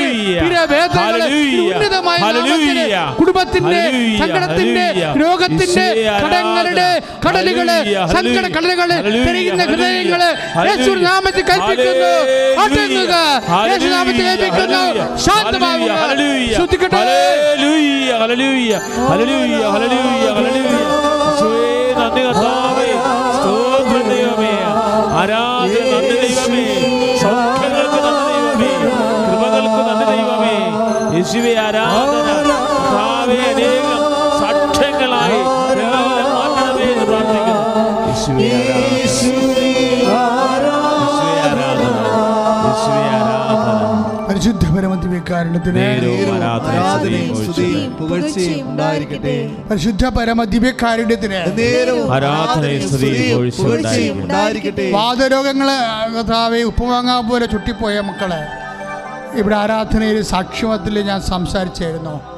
അതുപോലെ അലർജി വന്ന് വികൃതകോലമായിട്ട് കൈകളെ കർത്താവ് സെക്കൻഡുകൾ കൊണ്ട് സുഖപ്പെടുത്തി. ദൈവത്തിലെ ഇതുപോലെ ഏതെല്ലാം മേഖലകളിലെ നിന്റെ ജീവിതത്തിൽ എന്തെല്ലാം രോഗങ്ങളുണ്ടോ, എവിടെയെല്ലാം നിന്നെ വേദനിപ്പിക്കുന്നുണ്ടോ, നിന്റെ പ്രഷർ രോഗങ്ങളുള്ളവരെ നെഞ്ചത്ത് കൈവച്ചുകൊണ്ട് പ്രാർത്ഥിക്കട്ടെ. ഷുഗർ രോഗമുള്ളവരെ നെഞ്ചത്ത് കൈവച്ചുകൊണ്ട് പ്രാർത്ഥിക്കട്ടെ. മാറാത്ത തലവേദന ഉള്ളവരെ തലയിൽ കൈവച്ചുകൊണ്ട് പ്രാർത്ഥിക്കട്ടെ. ടോൺസിൽ രോഗികളെ തൊണ്ടയിൽ കൈവച്ചുകൊണ്ട് പ്രാർത്ഥിക്കട്ടെ. പിൻകഴുത്തിന് വേദന സ്പൊണ്ടിലോസിസ് രോഗികളെ പിൻകഴുത്ത് കൈവച്ച് പ്രാർത്ഥിക്കട്ടെ. ഈശോന്റെ പരിശക്തി കടൽ രോഗികളെ പിന്നെ കർത്താവ് നെഞ്ചിന് താഴെ കൈവച്ചുകൊണ്ട് പ്രാർത്ഥിക്കട്ടെ. ഈശോ നിന്റെ വിശുദ്ധ പൗരോഹിത്യത്തെ മഹത്വപ്പെടുത്തണമേ കർത്താവേ. സഭയുടെ സാന്നിധ്യം പ്രകടമാക്കണമേ അമ്മേ. ഈശോ സഭയുടെ സമയ കടികാരവുമായി കർത്താവെ തിരുനെഞ്ചിലെ സമയ കടികാരവുമായി കൃപാസ്ഥാനത്താരെ പ്രത്യക്ഷപ്പെട്ട് അമ്മയുടെ മധ്യസ്ഥത്തില് അമ്മയെ മധ്യസ്ഥ നിർത്തിക്കൊണ്ട് ആയിരങ്ങൾ പതിനായിരങ്ങള് ഈ ഓൺലൈനിൽ പ്രാർത്ഥിക്കുമ്പോഴേ അവർക്ക് വേണ്ടി പ്രാർത്ഥിക്കുന്ന ജോലിയില്ലാത്തവരെ, പരീക്ഷ ഒത്തു വരാത്തവരെ, പരീക്ഷ ജയിക്കാത്തവരെ, കർത്താവെ പരീക്ഷയ്ക്ക് പരാജയപ്പെട്ടു പോയവരെ, അതിന്റെ പേര് പണം നഷ്ടപ്പെട്ടു പോയവരെ, യേശുവെ ജോലി നഷ്ടപ്പെട്ടു പോയവരെ, ജോലി പറഞ്ഞയക്കപ്പെട്ടവരെ, നാട് വിട്ടു പോയവരെ, നാട്ടിലേക്ക് പറഞ്ഞു വിട്ടയക്കപ്പെട്ടവരെ, അയക്കപ്പെട്ടവരെ, തിരിച്ചു പോകാൻ പറ്റാത്തവരെ, യേശുവേ യേശുവേ അകലങ്ങളോട് താമസിക്കുന്നവരെ, അവർക്ക് വീടില്ലാത്തവരെ, വലിയ വാടക കൊടുത്തു കർത്താവേ, സാമ്പത്തിക കടങ്ങളിലേക്ക് എത്തിച്ചെന്നവരെ, ഭാര്യയുടെ ജീവിത പങ്കൽ ആടുകൾ തൊഴിൽ കർത്താവേ നഷ്ടപ്പെട്ടു പോയവരെ എല്ലാം ഇപ്പോഴേറ്റെടുക്കണമേ. അന്യന്റെ ഔദാര്യത്തിൽ കർത്താവെ കഴിയുന്നവരെ, അവരുടെ സങ്കടങ്ങളെ കർത്താവെ ഏറ്റെടുക്കണം കർത്താവെ. ഭക്ഷണവും താമസവും മാത്രം കിട്ടിയ പോലുള്ള കർത്താവെ, ജീവിതമില്ലാത്ത കർത്താവെ, അശരണരെ കർത്താവെ, ഓരോരുടെ ഔദാര്യത്തിൽ ജീവിക്കുന്നവരുടെ മേൽ കർത്താവിന് കാരുണ്യം ചെയ്യട്ടെ, കർത്താവിന് കാരുണ്യം ചെയ്യട്ടെ, കർത്താവിന് കാരുണ്യം ചെയ്യട്ടെ. ശ്രദ്ധിക്കട്ടെ.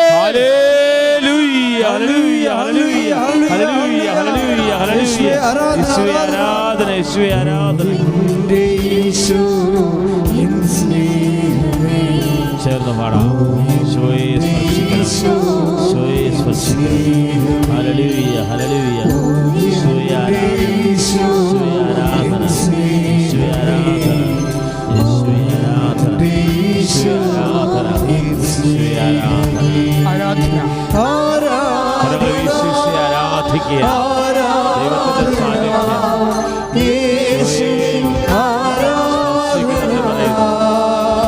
ഈശോയെ സൗഖ്യം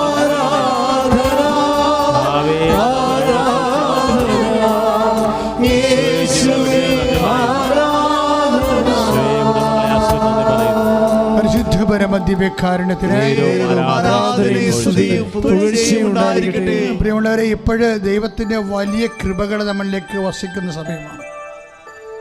അസാധ്യമായ കാര്യങ്ങൾ നിങ്ങളെ വെറുത്തുപേക്ഷിച്ച് അല്ലെങ്കിൽ നിങ്ങളെ ഉപേക്ഷിച്ച് കളഞ്ഞ, പ്രാർത്ഥനയ്ക്ക് പോലും വെക്കാതെ കുറേ വർഷങ്ങളായിട്ട് പ്രാർത്ഥിക്കാത്ത വിഷയങ്ങൾ, ഈ ധ്യാനത്തിൻ്റെ ആദ്യ സമയത്ത് സൂചിപ്പിച്ച പോലെ അങ്ങനെയുള്ള കാര്യങ്ങൾ ഇപ്പോഴും കർത്താവിനെ ഏൽപ്പിക്കുക. രോഗമായിക്കൊള്ളട്ടെ, അയൽവാസി തർക്കമായിക്കൊള്ളട്ടെ, മറ്റു തരത്തിലുള്ള എല്ലാവിധത്തിലുള്ള വിഷമതകളായിക്കോട്ടെ, ഇപ്പോൾ സമർപ്പിക്കട്ടെ. ഇനി പ്രാർത്ഥിക്കണില്ല ആ വിഷയത്തിൽ, ഇനിയായി മുന്നോട്ടില്ല, എങ്ങനെയും ചത്താൽ മതി എന്നൊക്കെ ചിന്ത നിരാശപ്പെട്ടിരിക്കുന്നവരെ ആ വിഷയങ്ങൾ കർത്താവിന് സമർപ്പിക്കട്ടെ. നിനക്ക് എന്തെങ്കിലും കാര്യത്തിൽ കർത്താവ് നിൻ്റെ വിഷയത്തിൽ ലാഗ് ചെയ്യുന്നത് നിനക്ക് തോന്നിയാൽ നീ ഓർക്കണം, വൈകുന്നവരുടെ സുവിശേഷം എന്ന് പറഞ്ഞിരിക്കുന്നത് മുഴുവനും കർത്താവ് വൈകിയെങ്കിൽ അതിനൊരു കാരണം കർത്താവിനുണ്ട്. എന്താ കർത്താവിൻ്റെ കാര്യം? സത്യമായും അവൻ ദൈവപുത്രനാണെന്ന് മർക്കോസിൻ്റെ സുവിശേഷം നമ്മൾ വായിച്ചതാണ്. എന്താണ് അപ്പം വർദ്ധിപ്പിച്ചതിൻ്റെ ആ പൊരുളെന്താണെന്ന് അവർ അറിഞ്ഞില്ല എന്ന്. അപ്പം വർദ്ധിപ്പിച്ചതിൻ്റെ പൊരുളെന്താണെന്ന് നമുക്കറിയാം. കർത്താവ് യേശു ക്രിസ്തു അവൻ്റെ മാനുഷികമായ അമാനുഷികമായ ശക്തിയല്ല, മറിച്ച് എന്താണ്, അവൻ ദൈവപുത്രനാണെന്നുള്ളതാണ് അതിൻ്റെ സത്യം. നിൻ്റെ ദൈവത്തിലെ നിൻ്റെ വിഷയം എന്തെങ്കിലും തരത്തിൽ കർത്താവ് നിനക്ക് ലാഗ് ചെയ്യണമെന്ന് തോന്നിയാൽ യേശു ക്രിസ്തു എന്നെ ദൈവപുത്രനായിട്ട് സ്വീകരിക്കുന്നതിന് വേണ്ടി അത് നിന്നെ കർത്താവ് സ്വീകരിക്കുകയാണ്, നിത്യതയ്ക്ക് വേണ്ടി നിന്നെ ഒരുക്കുകയാണ്. അത് കർത്താവ് അഡ്വാൻസിന് വാങ്ങിക്കണം എന്നുള്ള ബോധം നിനക്കുണ്ടാവണം. അതുകൊണ്ട് കർത്താവ് ജീവിക്കാൻ. അപ്പോൾ പൗലോസ് പറയും, ഒരു മനുഷ്യൻ ഉടുക്കാനും ഉറങ്ങാനും ഉണ്ണാനും ഉണ്ടെങ്കിൽ അതുകൊണ്ട് തൃപ്തിപ്പെടണം എന്ന് പറഞ്ഞാൽ അങ്ങനെ പറഞ്ഞിട്ടുണ്ടെങ്കിൽ ഒരു ബെയർ മിനിമം നിനക്ക് കർത്താവ് തരുന്നുണ്ടെങ്കിൽ വേറെ ഒന്നിനെക്കുറിച്ച് തർക്കനോ ആഗ്രഹപ്പെടില്ല. പ്രാർത്ഥിച്ചാൽ മാത്രം മതി. അതിൻ്റെ സമയമാകുമ്പോഴേ കർത്താവ് നിനക്ക് നീക്കിയിരിപ്പ് തരും. ശ്രുതിക്കട്ടെ, ശ്രുതിക്കട്ടെ, ശ്രുതിക്കട്ടെ. യേശുവേ ആരാധന, ഹല്ലേലൂയ, ഹല്ലേലൂയ, യേശുവേ ആരാധന, ഹല്ലേലൂയ, ഹല്ലേലൂയ, യേശുവേ ആരാധന, യേശുവേ ആരാധന, ഹല്ലേലൂയ, ഹല്ലേലൂയ,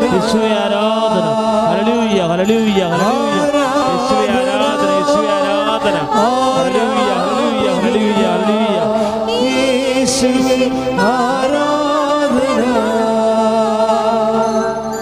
ആരാധന, ആരാധന, യേശുവേ ആരാധന.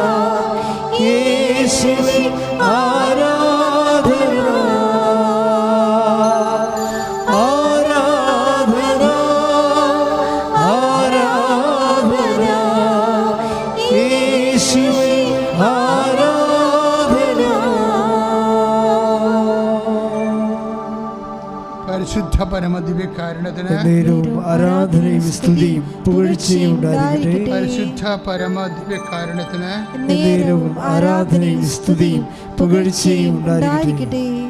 ഇപ്പോഴേ അലക്സാണ്ടർ ശുശ്രൂഷയിൽ ആശീർവാദം പറയുന്നത്. ദിവ്യകാരുണ്യ ഈശോ നമ്മളെ ആശീർവദിക്കാൻ പോവുകയാണ്. ഇരുകരങ്ങളും ദൈവത്തിരുസന്നതിലേക്ക് ഉയർത്താം. മർക്കോസ് 6:35. ശിഷ്യന്മാർ അവൻ്റെ അടുത്ത് പറഞ്ഞു, ഇതൊരു വിജനപ്രദേശമാണല്ലോ, സമയവും വൈകിയിരിക്കുന്നു. ഇരുകരങ്ങളും ദൈവത്തിരുസന്നതിലേക്ക് ഉയർത്തിപ്പിടിച്ചുകൊണ്ട് അതിശക്തമായിട്ട് നമുക്ക് ശ്രദ്ധിക്കാം.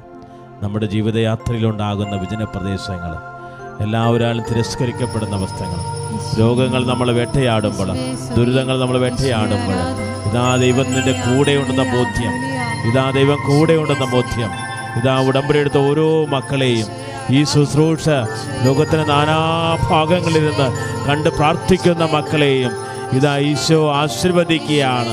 അവരുടെ കുടുംബങ്ങളെ ആശീർവദിക്കുകയാണ്, അവരുടെ ജീവിത മേഖലയെ ആശീർവദിക്കുകയാണ്. ഓൺലൈൻ ഉടമ്പടി എടുത്ത് പ്രാർത്ഥിക്കുന്ന മക്കൾ, ലൈറ്റ് അക്കാദമി പ്രയർ റിക്വസ്റ്റ് പ്രാർത്ഥിക്കുന്ന മക്കൾ, OET IELTS എക്സാം എഴുതുന്ന മക്കൾ, നൈപുണ്യ പരീക്ഷകൾ, യോഗ്യതാ പരീക്ഷകൾ എഴുതുന്ന മക്കൾ, മാരക രോഗികളായിട്ടുള്ളവരെ, അനേകായിരങ്ങൾ ബഹുമാനോട് ജോസഫത്തിന് കൈ ശുശ്രൂഷ സ്വീകരിച്ചവരെ, അവരെല്ലാം കർത്താവ് സൗഖ്യം നൽകി ആശീർവദിക്കുകയാണ്. കൃപാസനത്തെ പ്രത്യക്ഷയായ പരിശുദ്ധമ്മയുടെ പ്രത്യക്ഷീകരണം തിരുസഭ ഏറ്റെടുക്കുന്നതിന് വേണ്ടി പ്രാർത്ഥിക്കുന്നു, തിരുസഭയെ സമർപ്പിച്ച് പ്രാർത്ഥിക്കുന്നു. കർത്താവിൻ്റെ കൃപ ചൊരിയട്ടെ. എല്ലാ കൊറോണ വൈറസ് രോഗികളെയും ഒമിക്രോമ രോഗികളെയും പ്രാർത്ഥിക്കുന്നു. ഹല്ലേലൂയ, ഹല്ലേലൂയ, ഹല്ലേലൂയ. യേശുവേ ആരാധന, യേശുവേ ആരാധന, യേശുവേ ആരാധന, യേശുവേ ആരാധന, യേശുവേ ആരാധന, യേശുവേ ആരാധന, യേശുവേ ആരാധന, സ്തുതിയും പുകഴ്ചയും ഉണ്ടായിരിക്കട്ടെ. ചേർന്ന് പാടാം. പരിശുദ്ധ പരമാ ദിവ്യകാരുണ്യത്തിന് എന്നേരം ആരാധനയും സ്തുതിയും പുകഴ്ചയും ഉണ്ടായിരിക്കട്ടെ. പരിശുദ്ധ പരമാ ദിവ്യകാരുണ്യത്തിന് എന്നേരം ആരാധനയും ആരാധനയും സ്തുതിയും പുകഴ്ചയും ഉണ്ടായിരിക്കട്ടെ. പരിശുദ്ധതയെ മാതാവേ, ഞങ്ങൾക്ക് വേണ്ടി മധ്യസ്ഥം